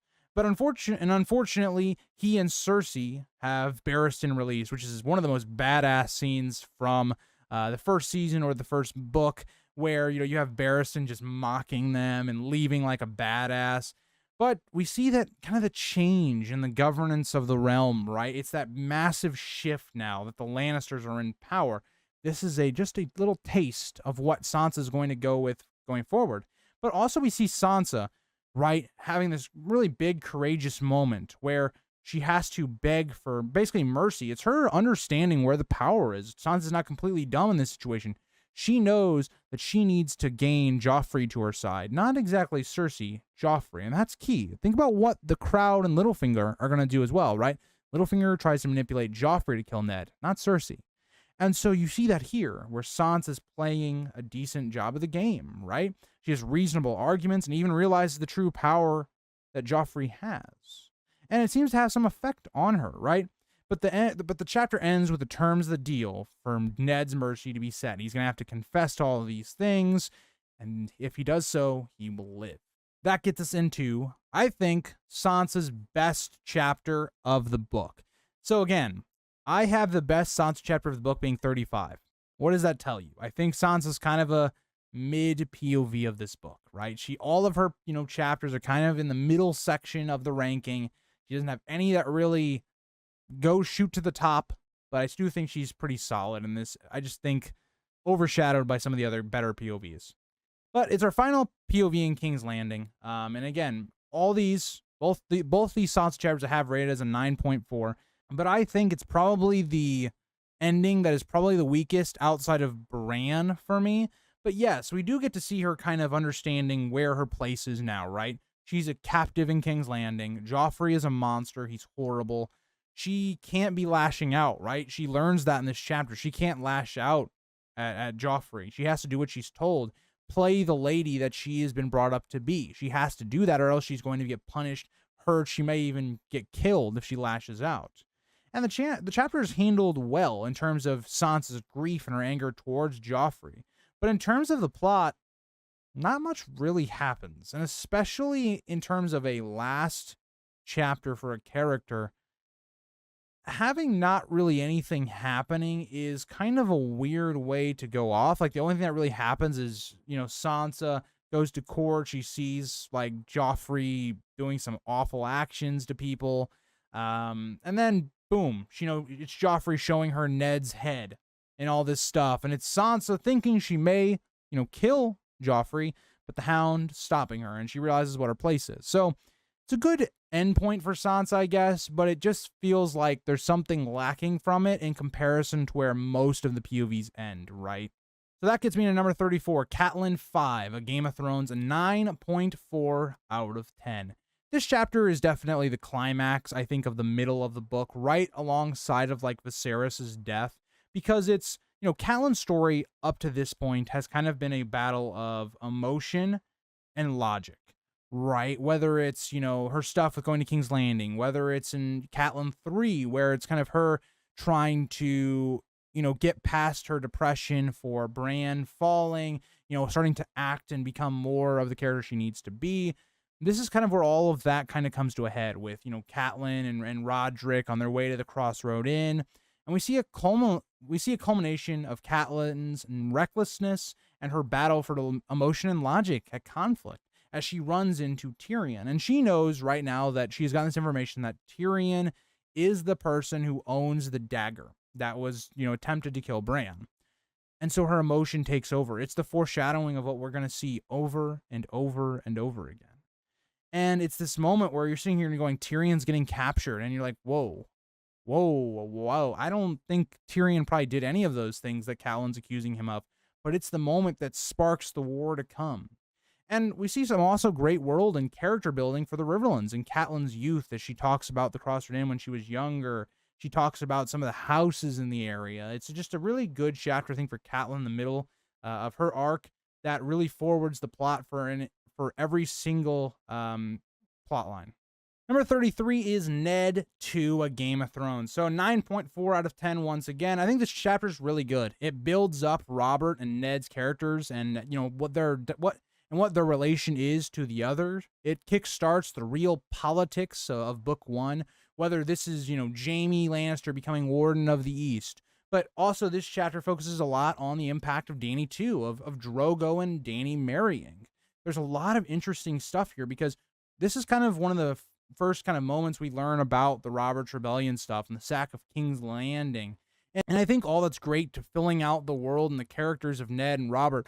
I think the only thing that really holds it down is there isn't a whole bunch of impact or moment that is huge. Like, there's not a lot of, like, importance to this chapter outside of just building the world and the characters. So that would probably be my only little maybe stain on it. But yes, at number 32, I have Dany 1, which I gave a 9.5 out of 10. This is my second highest rated chapter in terms of the first chapter for a POV of a book.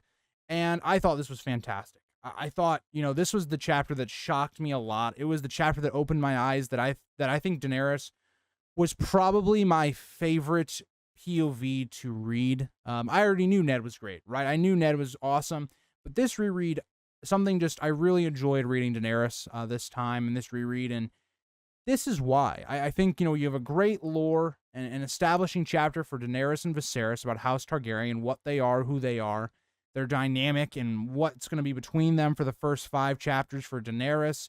and as well as establishing what happened in Robert's Rebellion and the buildup of Dany meeting Drogo, right? It shows us this character in Daenerys who's very shy. She's still, learning who she is. She's still very young, but we're also seeing, a flip side of what happened from like Ned and Robert, right? When they talk in the crypts in Ned 1, we know, right, their side of Robert's Rebellion, right? And even Ned 2, it goes even into more detail about Robert's Rebellion. We get a flip side of that, right? We see it from the Targaryen side of things, right? Daenerys as this girl who's done nothing wrong, but now she's on the run and all these things. She's being forced to marry Drogo, this kind of barbarian chieftain type of guy. It's a really, really awesome opening chapter for Daenerys and makes her by far one of the most interesting right off the bat. She is not like most POVs in this book where they kind of start a little slow, and as they get going, they just pick up more and more steam. Daenerys, to me, is a POV that starts strong and ends strong. And I think her lowest parts are like around kind of after Viserys' death. Not many POVs are kind of like that. Number 31 picks up right where we left off with Dany 8. I have, again, 9.5 out of 10. But we see the fallout of Drogo's injury as he falls from his horse. I love this chapter for its handling of grief and loss. I think Daenerys' emotions are quite understandable. The way she's processing losing all of her power, losing everything, her security, her home, everything is tied to Drogo. Her as a Khaleesi, she cannot, command the Dothraki, and it's her dealing with that stuff. It's her going to the extremes to try and get Drogo back, to not have him die. She goes to extreme measures. We see how this desperation and the grief leads to blood magic and changes the entire story. It has significance, great writing. I think you could possibly put this chapter higher. I just felt like this was a good spot for it. But it's one of those things where we see the repercussions in the next chapter and we see why all this stuff had to happen. But I love the way George plays with this idea of Daenerys and her, it seems like she gains all this stuff and then immediately loses it. I think it's a great chapter for me. I think it's definitely one of my favorites of the book, even though I don't think it's one of maybe the best, like the top 10. Number 30 is Bran 5. I gave it a 9.6 out of 10. I think this is probably the best Bran chapter of the book in terms of at least the first half.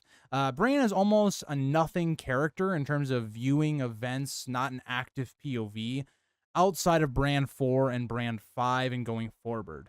And this really kind of starts to flop in Bran 4 and 5 because Bran in 5, he's actually a active POV. It feels like we're doing stuff with the character. And my favorite part of this chapter is, once again, Bran and Robb's relationship as the two continue growing close and worrying about the future as war seems to be brewing.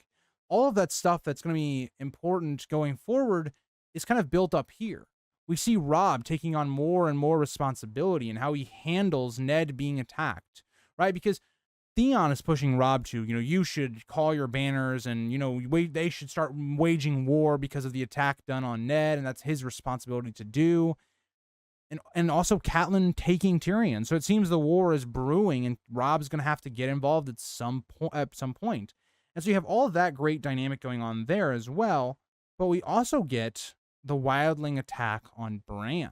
It's an action-packed kind of moment where, we don't get a lot of action in this first book, but when we do, it's usually written pretty well. And so you're kind of on the edge of your seat. What's going to happen with Bran and Robb? As Bran is being held as kind of a hostage, he feels helpless, something that's really going to motivate Bran in the coming chapter, something he's going to deeply think about. But it shows us the viciousness that Robb and Grey Worm will do more of in the future.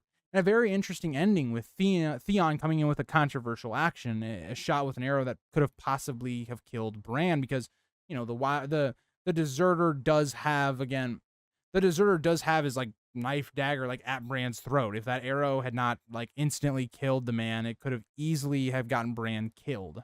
And so this character is also another really good building block for Theon's personality. And there's a bit of foreshadowing here as to Theon's future decisions because he gets scolded by this. Robb is pissed off. So, yeah. And that gets us into the 20s now as we're going to start really hitting some of the best chapters of the book. And that gets us into number 29. I have Arya 3 rated as a 9.7 out of 10.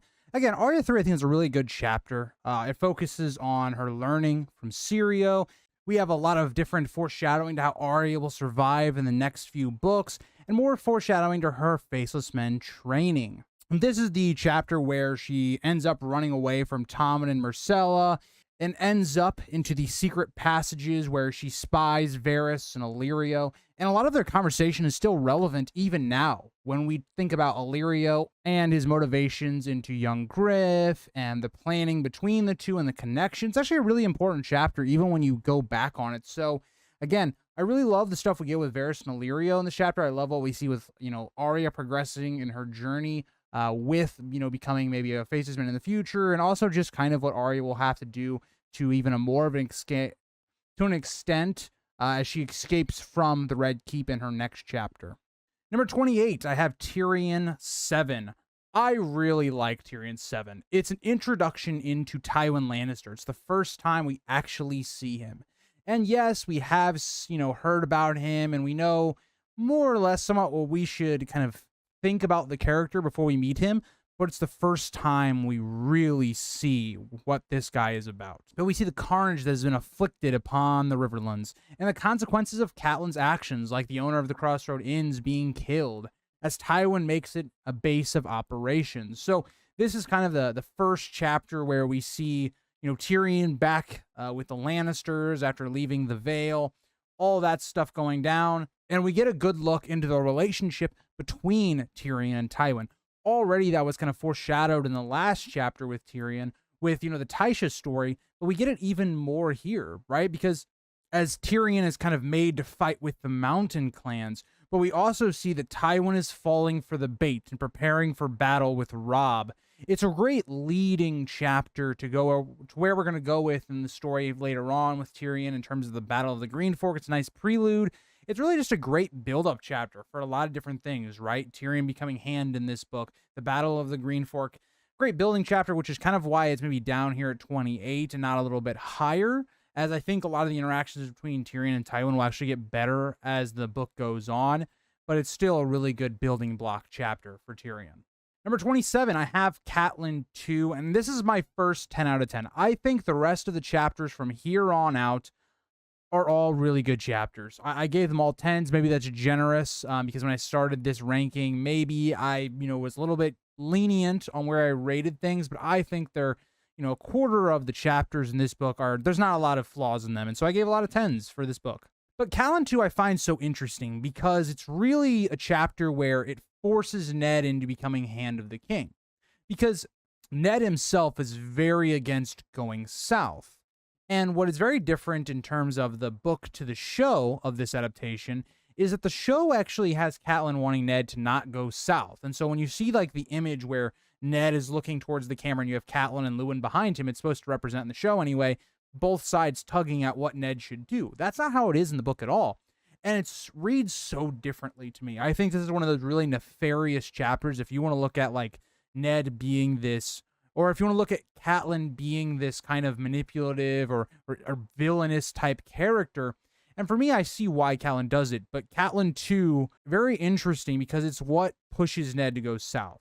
Again, it focuses on this idea of Ned becoming the Hand. It focuses on how Catelyn and Luwin are manipulating Ned to go south. But not only that, there's also this underlying like mystery going on of what happened to Jon Arryn. Lysa sends Catelyn this message that it seems like Jon was killed by the Lannisters. But also, it seems that, Catelyn is trying to push for Jon to be made to leave. Because Ned is kind of backed into a weird position. He can't take Jon to King's Landing. That would be horrible for Jon, right? He would be kind of like publicly shamed almost because of being a bastard. It'd be 10 times worse at King's Landing than it would be here at Winterfell.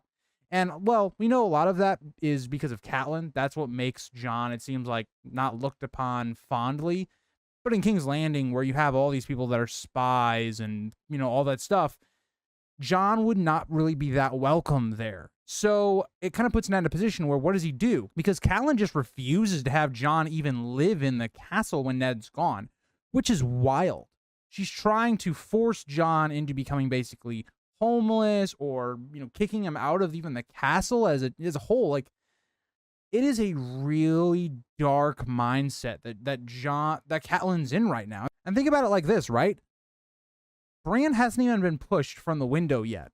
Catelyn is not at this deep emotional like conflict. Like, yes, the letter, but it's not like the Catelyn in Catelyn 3 where she's completely broken as a character after Bran's fall. This is Catelyn almost scheming to get Jon to go to the wall. Because think about it, right? She gets information from Benjen, or Luwin does anyway, that Jon wants to go to the wall. And this is basically made, well, Jon is really drunk. He's stumbling to even walk in that first chapter. It's a really interesting chapter. Really like this chapter. I think Catelyn 2 is a little bit slept on, but it is one I really do enjoy.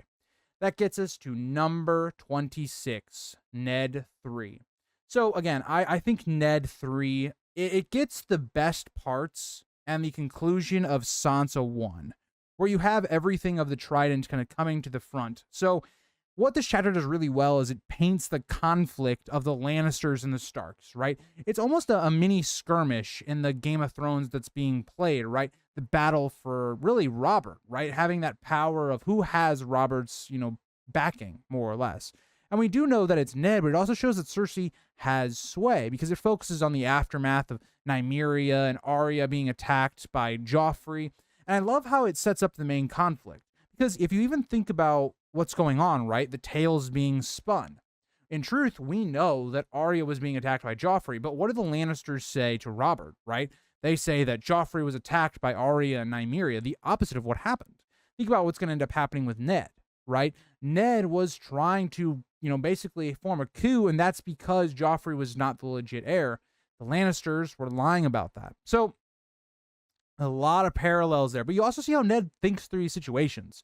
Ned is a military mind. He's thinking about the people present in this meeting. It seems like there could be a conflict. This could be the end. It's very likely Ned could have gone north after this if things had gone even worse than they do. And so when you get, Lady's death in this, you get the Butcher's Boy's death because the Hound kills him, really painting the stakes of what's happening. It's one of those chapters that really starts to get the ball rolling. It's one of those big, big moments because when you also then think about this, right? Where Bran, we know, has been pushed out of the window by Jaime and Cersei. There's a lot there, right? The Lannisters are very much being painted as the bad guys, and it really just enhances where we're going. Number 25 is Ned 7. This chapter follows, once again, basically directly after a Sansa chapter. So it gets the fruits of what the Sansa chapters build up. And that's why, one thing I talk about a lot is the Sansa chapters feel just kind of mid. They're just okay in a lot of ways, usually. But Ned usually comes right after Sansa and gets some of the best parts of that. So we see after the dinner and the feast after the first day of the tournament, that's when we come into Ned. And this Ned chapter is really long. This is the only chapter that I took 2 parts on doing. Now, part of that was because I was in the middle of doing school stuff, so it was really hard to do a longer chapter in 1 week. But this ended up being, I think, the longest video of the series, but I think it was an hour and a half long. But it's a really big one, right? You had the first half, which is about convincing Robert to not fight in the melee, and there's a lot of psychology going on there, right? Was Cersei wanting him to actually do this so that he would maybe be killed? And that's what Varys suggests later on in the chapter. Was that maybe happening? Maybe. But then you also have stuff about Barristan and Ned discussing Sir Hugh's death that Sansa witnessed in her last chapter. There's a lot of stuff that's mysterious, so we don't know really what's going on completely. And so that's even more questionable when you think about the tournament and all these things that seem to be getting manipulated, because Sir Hugh could have possibly had a lot of information. And so we get, the jousting tournaments finish, which is also awesome, which we're seeing, the Hound and Gregor, clash for a little while. It's a little skirmish, it's not anything crazy, but it shows what we could maybe see in the future. It's an awesome moment. But we also see the Hound being named the champion for saving Loras, that little entire section of it. And then we also see the chapter ending with Ned and Varys discussing the fate of Robert. It's a great chapter where we just get a ton of it, right? You get so much in this Ned chapter that forwards the plot, forwards the mystery going on right now. It has an awesome moment with Varys. You have an awesome moment with Robert. You get just so much. It just has a lot in the chapter. It's very rich with information. And so to me, I think a really good chapter definitely deserves to kind of be in the top third. Number 24, I have Arya 4. So I really like this chapter because in Ned's last chapter, right, we are so kind of worried about his plot, because it's right after Ned's coup. that you almost kind of forget about the other characters that are also at King's Landing, right? You almost forget about Arya. You almost forget about Sansa. And so I think George does this perfectly.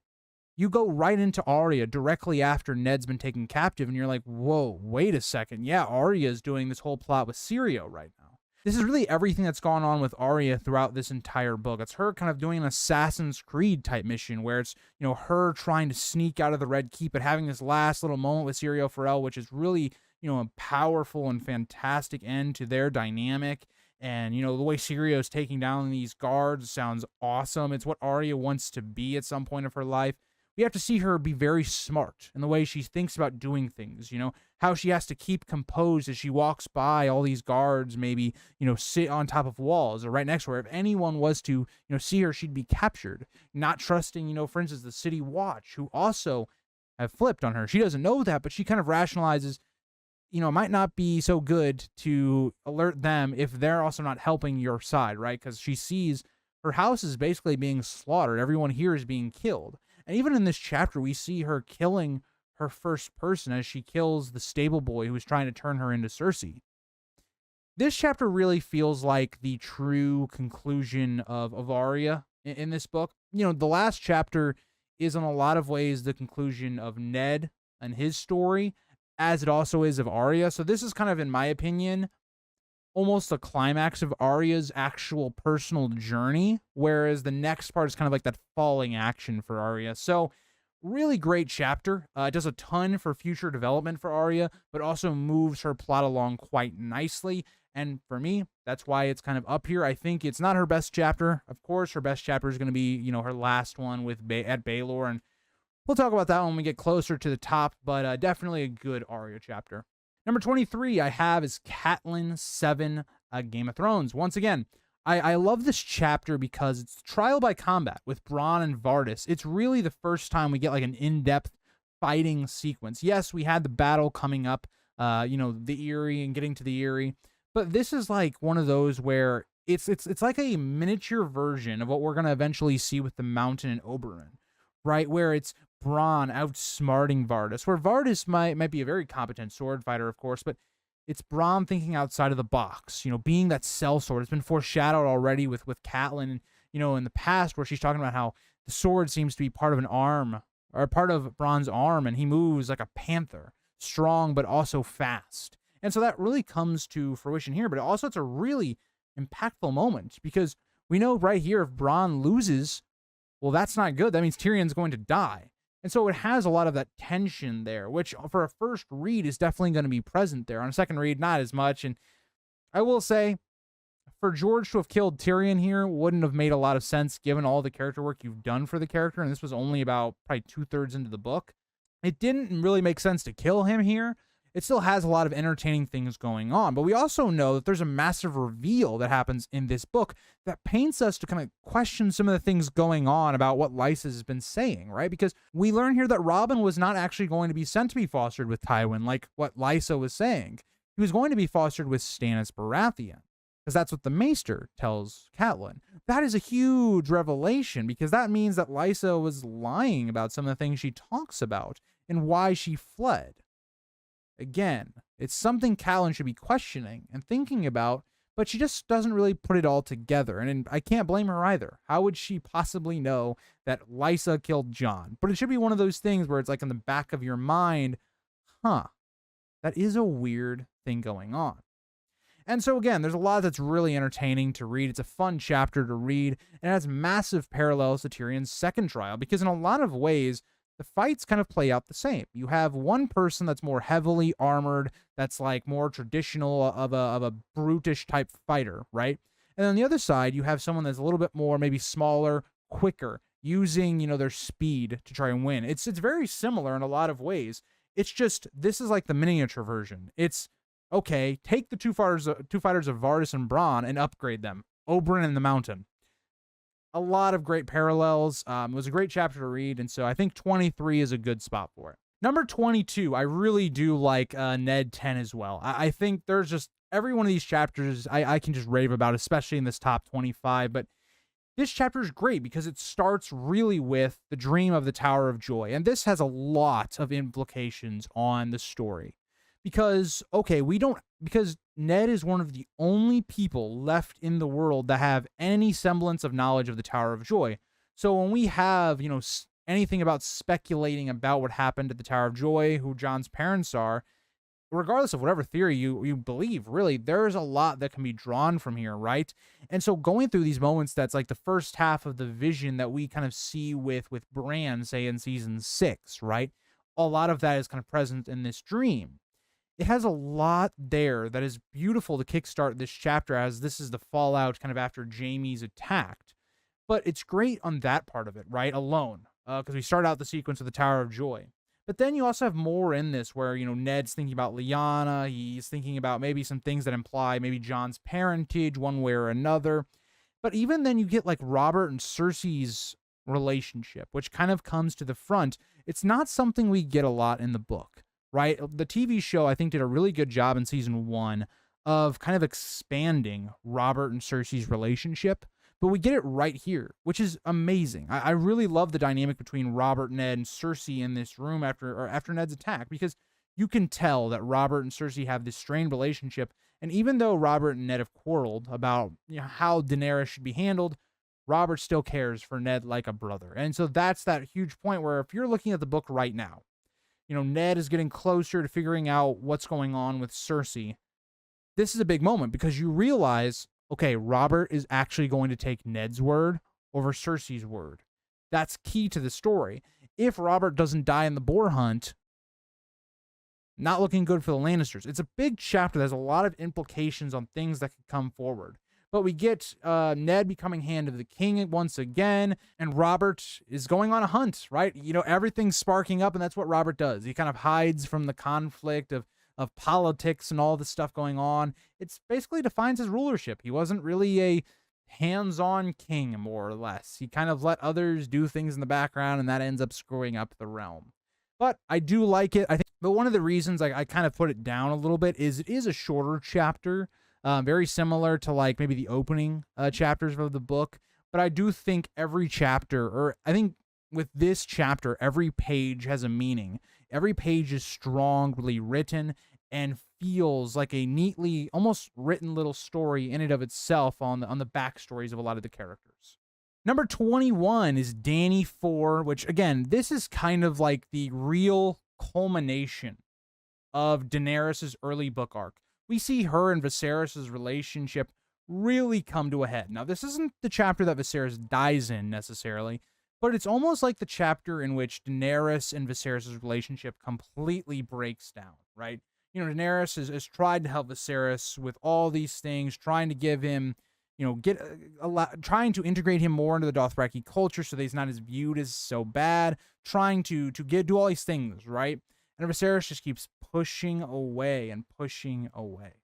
And Daenerys is trying to forgive Viserys for the actions, that happened in the grass, but now Viserys, threatens to kill her and her baby, and does not even thank Daenerys for, his gifts, as Daenerys had invited him to like a dinner, more or less, giving him, some Dothraki clothing so that he might not be as hot or things like that, having really thoughtful actions. What we eventually see is Daenerys fully stands up for herself now. It's kind of over. That part of her that maybe would have allowed Viserys to abuse her is over.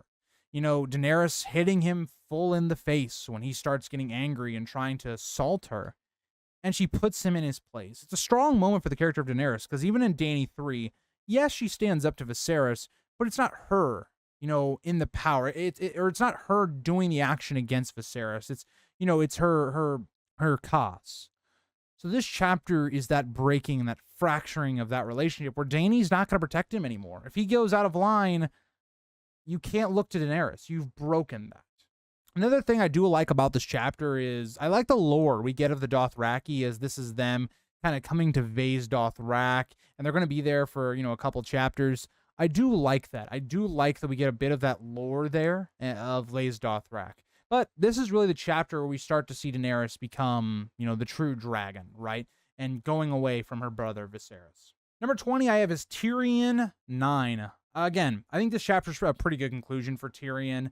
It's, right after the Battle of the Green Fork, and this chapter focuses on a war council with Tywin's bannermen, talking about the different ways, that they, talking about how, the Battle of the Whispering Wood and the Battle of the Camps is a crushing defeat for the Lannisters.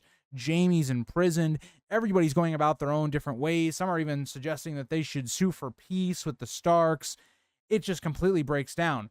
All that's fascinating, of course, right? But the most fascinating part about this chapter is when you have Tyrion and Tywin with Kevin, right? And you see that dynamic where Tywin is still manipulating Tyrion, right? But it's going even further than that. Because now, because Tywin views Jaime as basically being dead to him, right? There's no way they're going to get him back at this point, is what they believe. Tywin starts to treat Tyrion like a person because Tywin needs him. Tyrion is just a tool to Tywin. And so that really comes out here. And given this is the last time we're going to see them, until after the Battle of the Blackwater, it's very interesting because Tyrion, you would feel like if you put this conversation into context of when the next time Tyrion was going to see Tywin, you would have thought that Tywin would have been much more nicer to Tyrion, given, his job and the way he does things he does at King's Landing.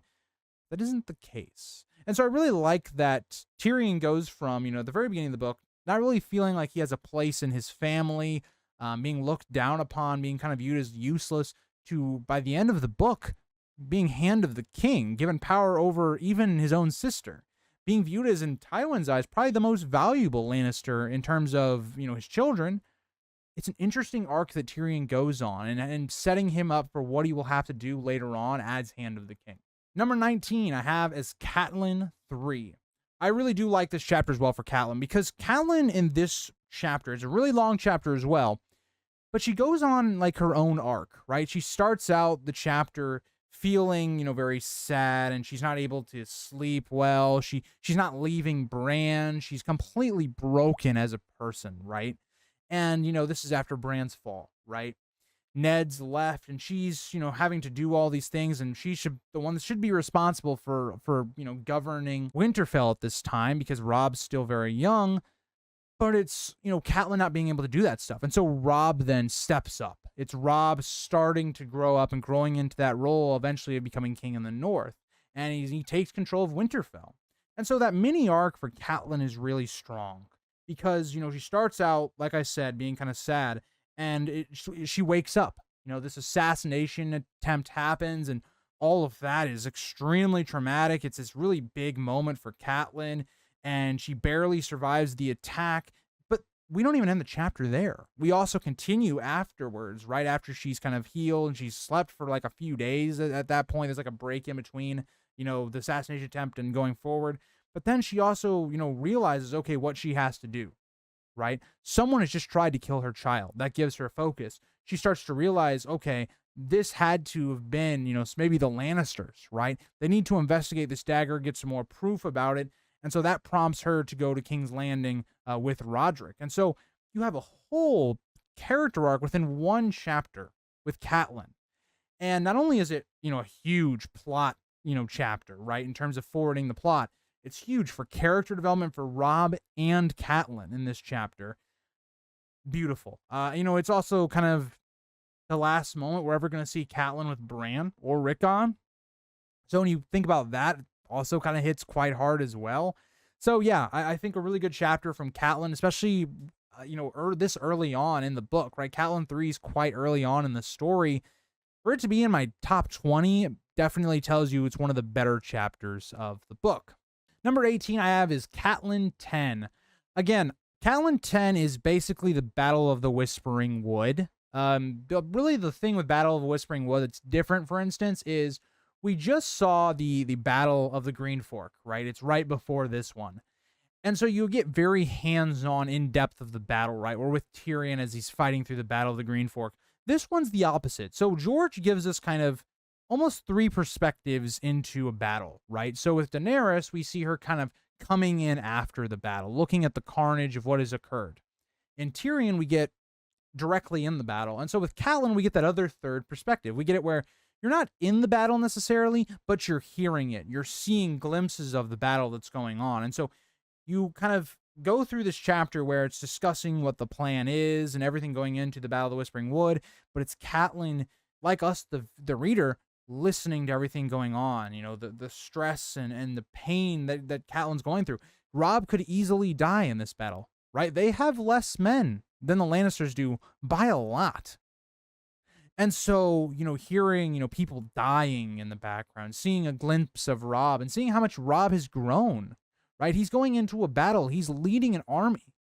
Only a couple of chapters, a couple hundred pages ago, he was crying in Bran's arms. Tells you a lot of the growth for not only Catelyn, but also Robb. And so when Robb comes back victorious and you have Jaime, it completely shifts the entire story. Because exactly what Robb needed to happen has happened. He's taken a Lannister captive that he could then use to get Ned and the girls back. He's delivered a massive blow to the Lannisters where they are viewed as actually a threat now. And so you have all of that where it's a great buildup of just tension exploding, right? This is kind of the battle that's been built up for at least 3 or 4 Catelyn chapters now this time. And it also plants some of the seeds of the issues going forward with the Karstark sons being killed in the battle as Jaime tried to get to Robb. So many plot lines are just going to come from that moment alone. It shows that George was planning in ahead of things he could do. And so I love the way that George paints the battle going on from Catelyn's POV and the feelings that she feels. And that's what puts it up here in the top 20. I know you guys may put this battle a little further up, but to me, I think it was a solid chapter, but not my top 10 for me personally. Number 17 is actually Ned 1. This is my highest rated chapter where it's just an opening to a chapter. And it's crazy to me that, Ned has such an influence that even his first chapter is in the top almost 15. It's number 17. But this chapter establishes just so much in so few pages. It's only 10 pages long, right? Which I'd say is probably around the average for this book. It's probably around 10, 12 pages. But we learn so much about it, right? We learn the history of Robert's rebellion from the rebels' side. We learn who Robert is and his dynamic with Ned. It's a huge foreshadowing, chapter into Jon's parentage and even Ned's fate as they're in the crypts. And there's a lot of signs here that Ned may die in the future and all this stuff. The chapter is just fantastic, and it's a staple to the series.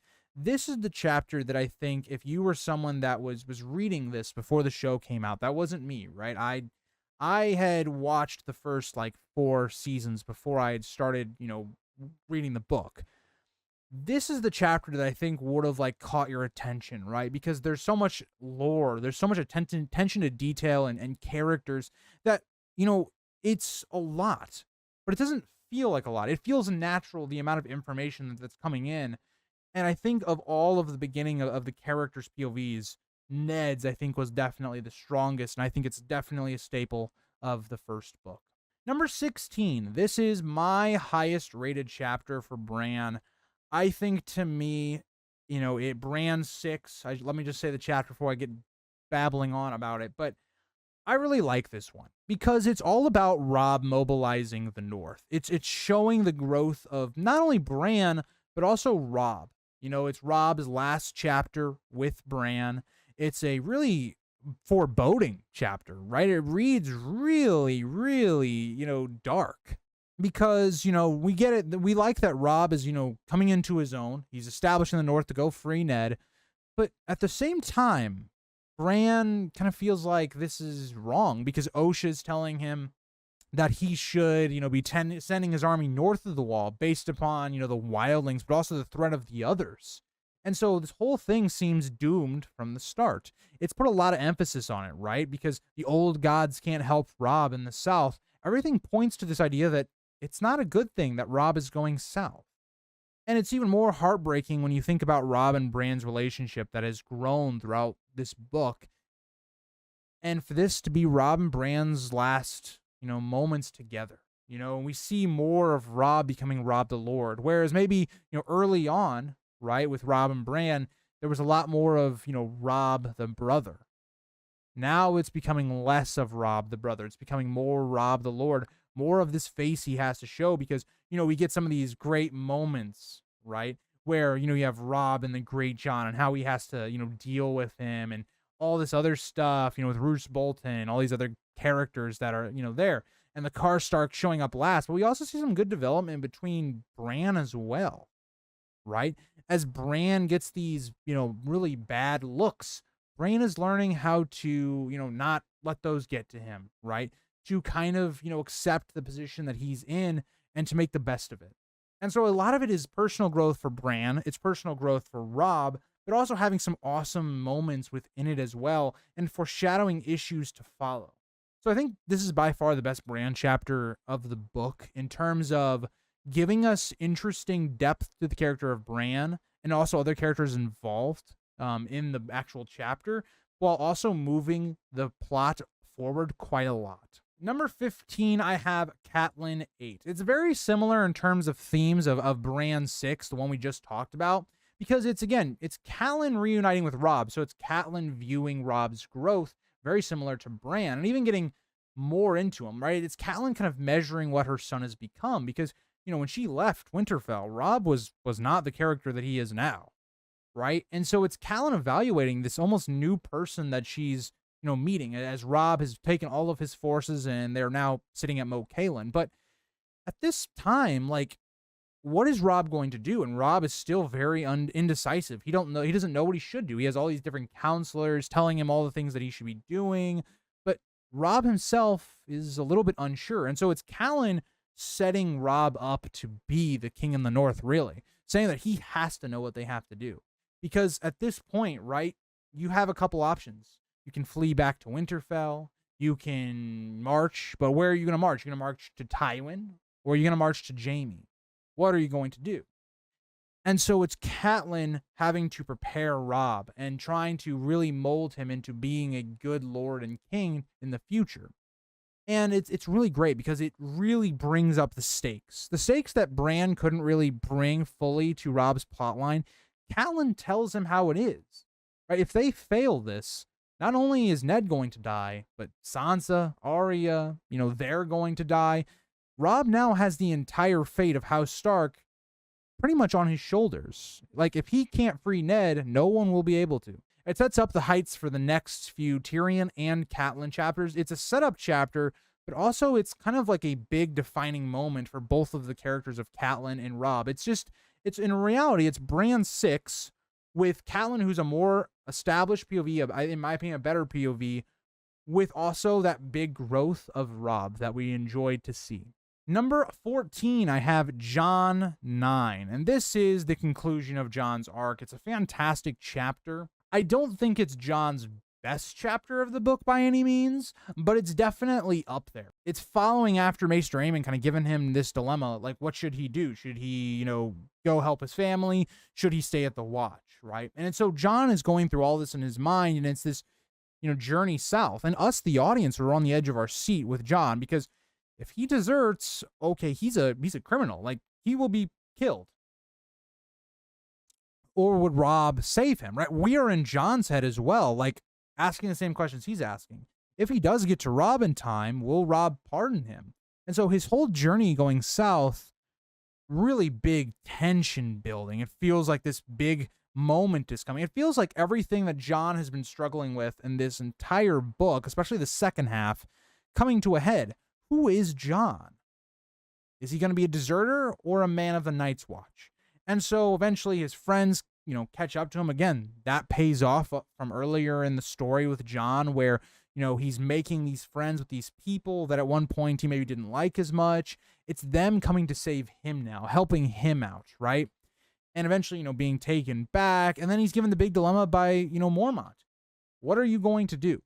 I think this is a great way to finish Jon's arc. I think it's pretty flawless in terms of the execution of Jon's arc.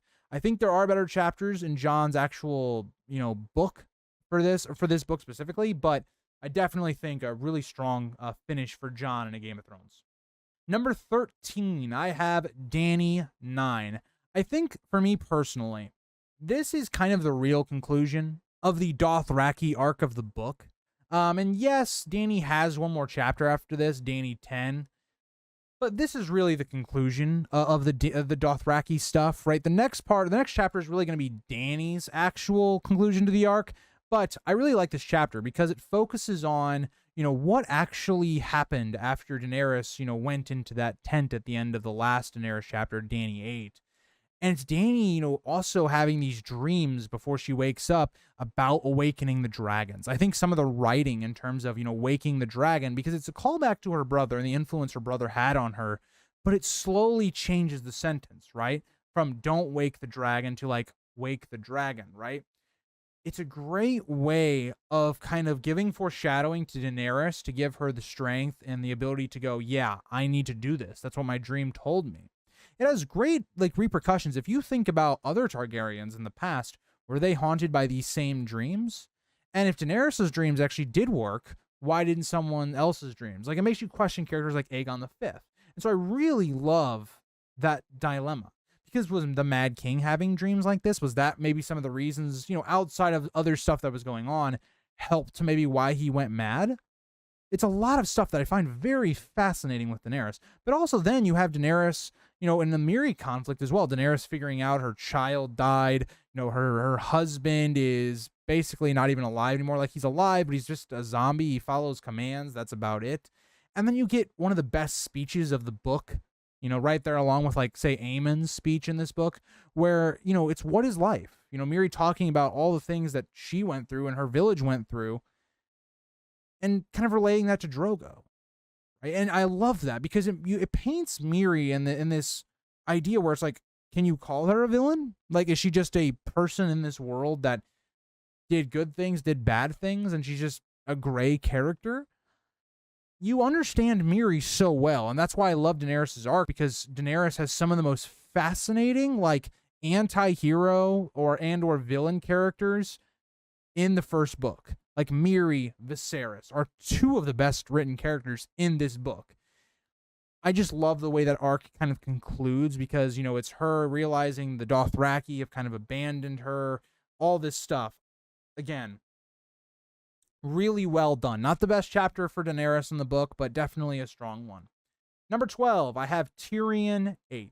What can I say? This battle is fantastic, right? It's the Battle of the Green Fork, going through this dynamic of the tension and building up to the Battle of the Green Fork with Tyrion and Tywin, and he knows he's going to be, in the vanguard. But we also see, a buildup of what Tyrion's relationship is going to look like with Shae leading forward, because Tyrion has this weird, like, relationship with Shae where he doesn't want just a whore. He wants her to, like, be like his girlfriend as well. It's a really weird relationship, and it goes to kind of the trauma that Tyrion has gone through in the past, believing that he cannot really be loved. And so it really hits a lot of Tyrion's themes really well in the chapter, and also hits some of the stuff with Tywin and Tyrion really well, while also then having a very interesting battle sequence with the Battle of the Green Fork.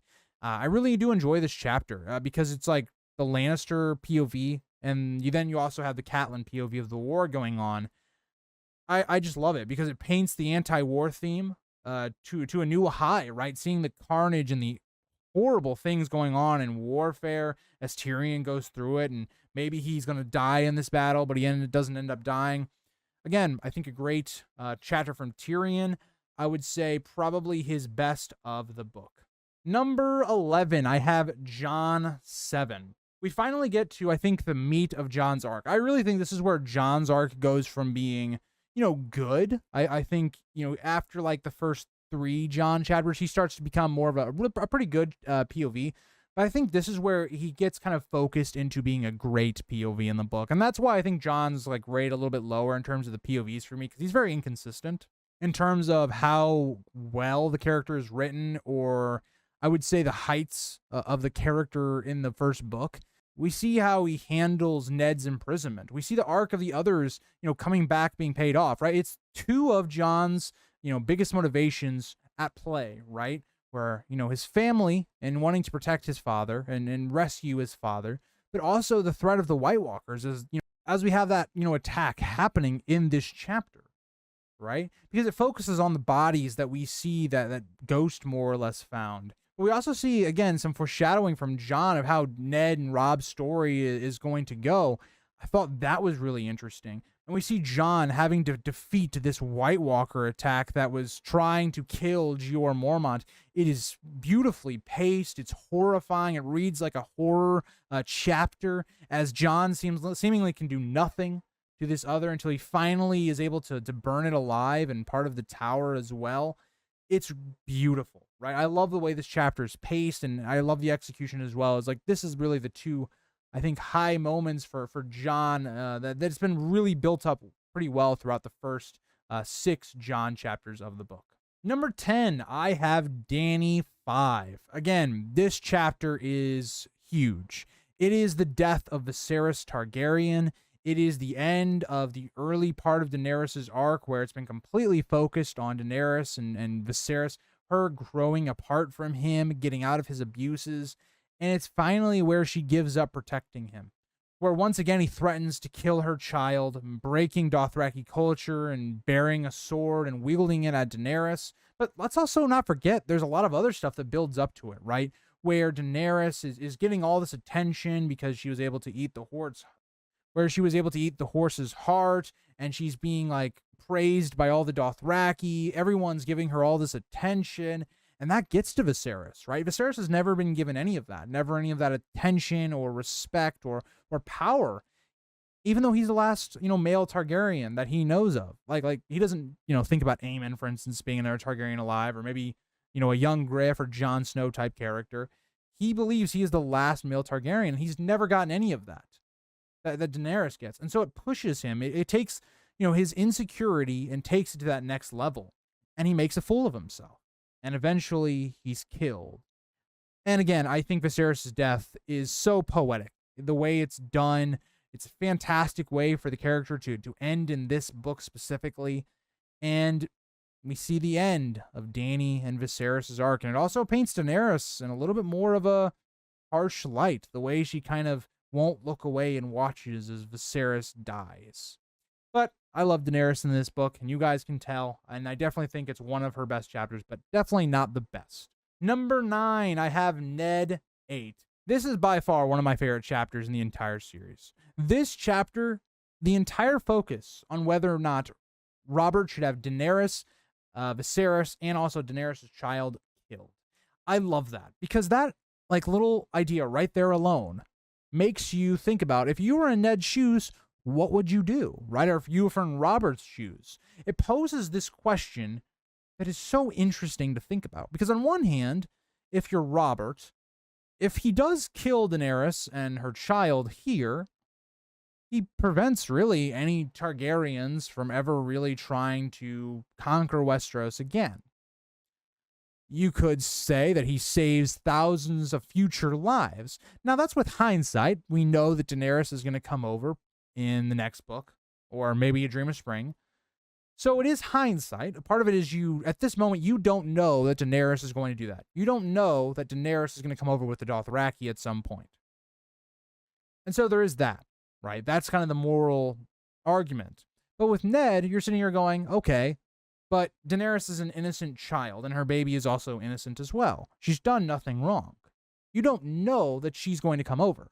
And so it poses that interesting question, which leads to Robert and Ned kind of having a fight, and Ned giving up his position, planning to leave King's Landing, until Littlefinger interrupts him as, he shows him the brothel with which Jon had been visiting. I just love the chapter. I love this chapter because it puts the different ethics for both sides. It shows that one thing that always split Ned and Robert: the treatment of the Targaryen kids. And maybe this even hits more of a sore spot given who Jon's parents are. I really do enjoy, Ned 8. I think it's one of the most slept on chapters. It's beautifully written and is rich of themes and philosophy questions. Number 8, I have Ned 15. This is the last Ned chapter that we get of the story, and it's a banger. It is Ned at his lowest moment. It's where Ned is put to the test, where he has to question his ethics, his morality, and what he truly believes in. And that's all put to the test. Because this is, after Ned's, coup and all that. So he's in the black cells. He's being starved to death. He doesn't have any proper health care for his leg. He feels like he's going insane because, again, he's not seeing any light. He doesn't know when days are passing. He, most of the time, just sleeps, or even when he's awake, it seems like he's having visions or other things. He's seeing stuff. Like, imagine how you would be if you didn't see any, like, sign of real light. You weren't really getting food or drink for, like, a week. It was just black. Like, that is an insane thing to go through. And there's a lot of foreshadowing to John's mother as Ned thinks about, Lyanna and the broken promise, or the things about, Lyanna that he remembers, until he is greeted by Varys, which again gives us pause. How does Varys have access to this? And this kind of foreshadows events to come, as, Varys is under, his own disguise and things like that. There is a lot of foreshadowing to A Storm of Swords when Tyrion gets broken down. And Varys more or less gives him an ultimatum. Either plead guilty and, take back his claims, or die. But as well, right? Because Ned already is kind of like, I would rather keep my honor, keep my pride, keep all these things, saying the truth, than destroy my entire, reputation, than not. But then it gets put to the test. Similarly to how Jon is kind of questioning his, loyalties and his identity, Ned, a character that is, into his 30s, who already has established values, is seeing them put to the test. It's everything that King's Landing has been doing to him since the very first time he set foot there. It's questioning, what can he allow to happen? It's really the Ned and Robert chapter all over again, except the circumstances are different. Ned's in a worse situation. And on one hand, Varys is saying straight up bluntly that Sansa might get treated much worse and could even die if Ned does the wrong thing. And it's here where we see Ned kind of giving in, right? He makes his decision in the Arya chapter. But I love it. It's great reflection of everything Ned's gone through in this entire book. Here. It isn't my favorite Ned chapter of the book, but it's really a culmination of everything Ned has gone through. It's really compelling writing in something that, I don't know. I don't know if there's other writers that would be able to hit such beautiful character writing in one book. But that gets us to number 7, Jon 8. To me, I think this is Jon's best chapter of the book. And why do I say that? And I think a lot of it comes down to, this is where the peak of Jon's kind of identity crisis is at, right? This is the whole thought process behind, why he ends up deserting in his last chapter. It's because he's struck between two issues, right? It's him trying to be swayed by Mormont to stay, right? To stay in the watch and to, stay here, right? He's gifted a Valyrian sword and long claw by Mormont. Thorne is sent away as, Thorne and Jon don't like each other. But again, this isn't enough to make Jon stay. It's not enough. And Mormont seems to kind of know that, right? As Aemon then talks to Jon, and he has probably the best speech of the books in general, right? Talking about the whole main theme of A Game of Thrones, of A Song of Ice and Fire as a whole, and the idea of love and duty.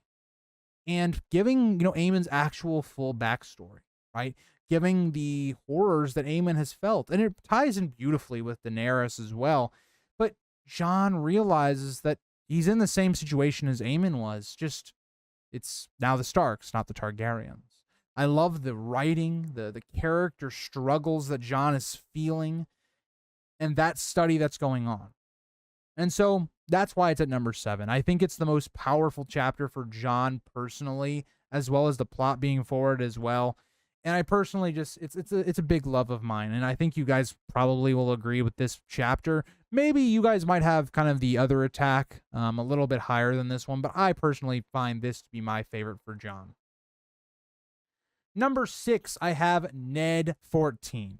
It's Ned's coups chapter. It's, again, not my favorite chapter because it really feels like this is everything that's happened now, right? The last couple of preparation chapters to this moment, it's Ned finally being caged in. It's Ned kind of being put in this trap. There's no other decisions he can make.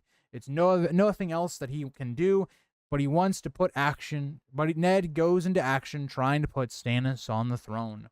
It all goes wrong as he thinks he's confident with Littlefinger and the Gold Cloaks, but they end up betraying him and him being imprisoned. It's one of the best moments of the series, but I think the overall chapter is, I think it's one of Ned's best, of course, but I think to me, I like the actual chapter before this a bit better because it lays all of the foundations for this chapter to happen, right? And it puts more of, the character work of Ned to the test, right? As we slowly see him being unraveled, right? Having to do some, not great actions, not dutiful or honorable actions, having to bribe the Gold Cloaks. This is really just the conclusion of all those actions.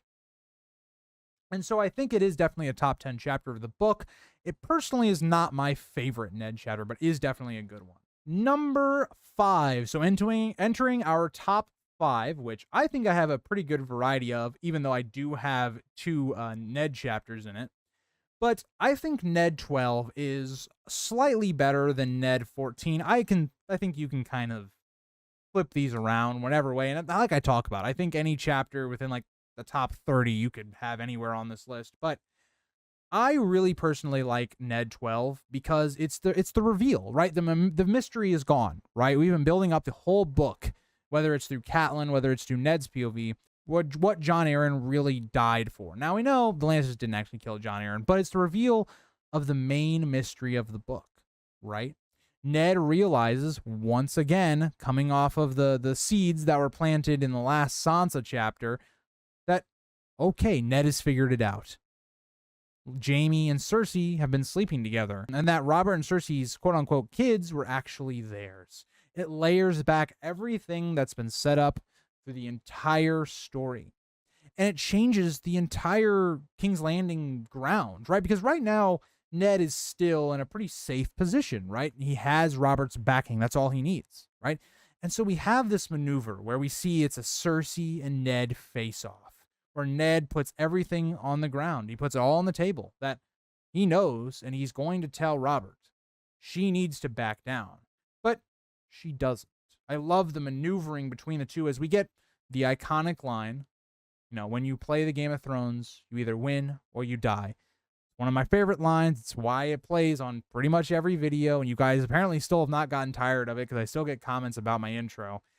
I love that moment. It's a big point for me. It's a little bit of bias because it is so iconic to my channel personally. So I love it. I love everything with Cersei and Ned as Cersei tries to maybe seduce Ned, but Ned doesn't fall for it, and Ned kind of throwing it back in her face, and Cersei trying to get a rise out of Ned. Literally physically, with seducing him, and also mentally trying to get him upset about, who Jon's mother was, even mentioning Ashara. It's a big moment that people kind of speculate on Jon's parents. Even some foreshadowing into, who Jon's real parents are as, he gets upset about, thinking about Lyanna during this face-off as well. I think it's a great chapter. It's the culmination of everything that's been going on with the Lannister reveal. Number 4, I have Catelyn 11, the finale for Catelyn and Robb's story for book 1. It's the King of the North chapter. I don't know what else needs to be said. There's some other good stuff that happens in here, right? The battle of the camps, the payoff to that, Catelyn with her father, Hoster, who is, he's just dying. He's losing a mental step, and also physically, he's basically just lying in bed all the time now. It's heartbreaking, right? It's all the seeds being planted for Catelyn because she is someone struggling with the loss of Ned, the losing her father soon, her children are trapped at King's Landing. It's kind of planting that seed that's going to blossom in Clash of Kings. And so it does a great job of setting up the next book, but also concluding her arc really well, right? Because then you also have, everybody debating about what should the North do? What should they do, right? What should Robb do? Should they, sue for peace with the Lannisters, try to trade Jaime for the girls? Should they go behind Stannis and Renly? And you just have that iconic moment of Robb then being named king and really abandoning any chance of peace. And so I love the ending for Catelyn. It's definitely a top 5 chapter for me of this book.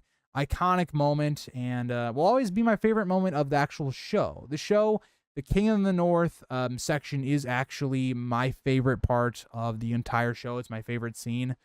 outside of the Red Wedding, of course, but it's one of my favorite scenes. So yeah, that gets us into number 3. Number 3 is going to be Arya 5. I really struggled to place this chapter to me because in a lot of ways it has the biggest moment, I guess, of the entire story. Because it is Arya who is trying to survive in King's Landing using all these survival skills, right? It's even her, similar to Ned, having their ethics be tested, right? She's stealing. She even thinks about, like, for instance, Ned had always told her never to steal, but she has to. What can she do when she's starving? She's going to die if she doesn't steal. It's interesting because it takes everything that Arya's learned, her street smarts and all these things, and puts it to the test, right? Whether this trap that seems to have northern guards, but Arya realizes those aren't northern guards. She doesn't recognize them at all. She doesn't fall for the trap. And so it's this build-up. You feel this unease as you read Arya 5. And as, we get to the Sept of Baelor, it's not only a conclusion for Arya, and I talked about this with Arya 4. I think Arya 4 is really the true conclusion of Arya's kind of arc in this book, but Arya 5 is kind of like a continuation. It almost feels like the beginning of her next arc. And so, watching, as we're helpless, we're there right there with Arya. We're helpless as Ned, confesses, but is still killed. One of the hardest hitting moments for me, because, I talk about this with the show as well. Ned's death is one of the first times, and I was a very impressionable age when I first, witnessed Ned's death, which was in the show, not in the book. I was still, a teenager. I was starting, around getting into like high school. This is one of those first moments where I saw the hero lose, right? And it felt earned. It felt, heartbreaking. And the way it all goes down, it's just, I don't know how you don't put this chapter in your top 5 for this book. It just has to be in there because it's the conclusion of Ned, the main character of book 1. Book 1 is the story of Ned. A hard way for him to go out, but for me, I think it lands at number 3. Number 2, my favorite chapter of Ned's arc, I guess of the story of Ned in the book, is Ned 13. Again, this is the setup for the Ned's Coups chapter, but a lot of things happen in this chapter that are really impactful. Let's list them off. Robert's death. Ned, once again, kind of bending his ethics as he kind of, doesn't go word for word what Robert wanted. He says to his next legitimate heir on the will, not Joffrey. He can't bring himself to tell Robert about his children and all these things while he's alive. How is Ned going to handle the succession crisis, right? He turns down Renly from taking, the kids at night and to take power in the middle of the night. His ethics won't allow him to do that, but they're willing to allow him to get Littlefinger to hire the Gold Cloaks. It's everything that's great about it because it sets everything in place and in stage for the next chapter. It's interesting because you see all these different things. How far is Ned willing to go? Right? He's not willing to do what Littlefinger suggests. Let Joffrey stay in power, but you are the true power, right? Becoming the Hand of the King, but also the regent named by Robert. He's not willing to do those things. And so it's so much interesting stuff going on because this is the last moment that Ned truly has control of what he could do, right? In this chapter, he could leave, he could run away, which is what he should do. He could do Renly's scheme, Littlefinger's scheme, all these things he could do. This is where he makes the bed that he's going to have to lay in for Ned 14 and 15. I love this chapter. The setup chapter to me is better than the payoff, which is a weird thing to think about. But I like this setup. I love everything that Ned has put through in Ned 13. It feels, very earned for me. And so that places at number 2. Number 1, I really wonder what you guys are going to think about where I've placed Daenerys in this list because I think Daenerys is a fantastic POV. I've made that known. I think her last chapter, Daenerys 10, is my favorite and best chapter of the book. It's the perfect conclusion for Daenerys, where she starts out as this shy girl who's being abused, to by the end of it, she is the last dragon, right? She is, this person who brings back dragons into the world, something, nobody's been able to do for hundreds of years. And so you get to this moment with Daenerys where, George plays on the idea, is Daenerys going mad, right? She's doing actions that come off to everybody else as insane. Walking into this funeral pyre, this almost seems suicidal, but Daenerys is steadfast, confident in herself. And that reveal, when she comes out of it and she has the dragons, it completely changes the story, right? It completely shifts everything, right? And so I think it's the perfect ending. I think it's the perfect ending to not only Game of Thrones, but it's also, I think, the perfect ending for Daenerys, who slowly, over the course of the reread, became not the best POV of the book, because I still think it's Ned, but I think my favorite to actually cover of the series that I did. And so this was a long video. This was at least probably 2 hours, 2.5 hours. And I hope you guys all enjoyed it. This is really the last time I'm actually talking about a Game of Thrones in depthly. As I already kind of did the stream where I talked about my actual full thoughts about the book. This is my last real, piece of content that I'm recording. And I wanted to say thank you for everybody that if you got to the end of this video or you watched my reread, I hope you enjoyed it. And I hope, better things are to come with The Clash of Kings, my favorite book.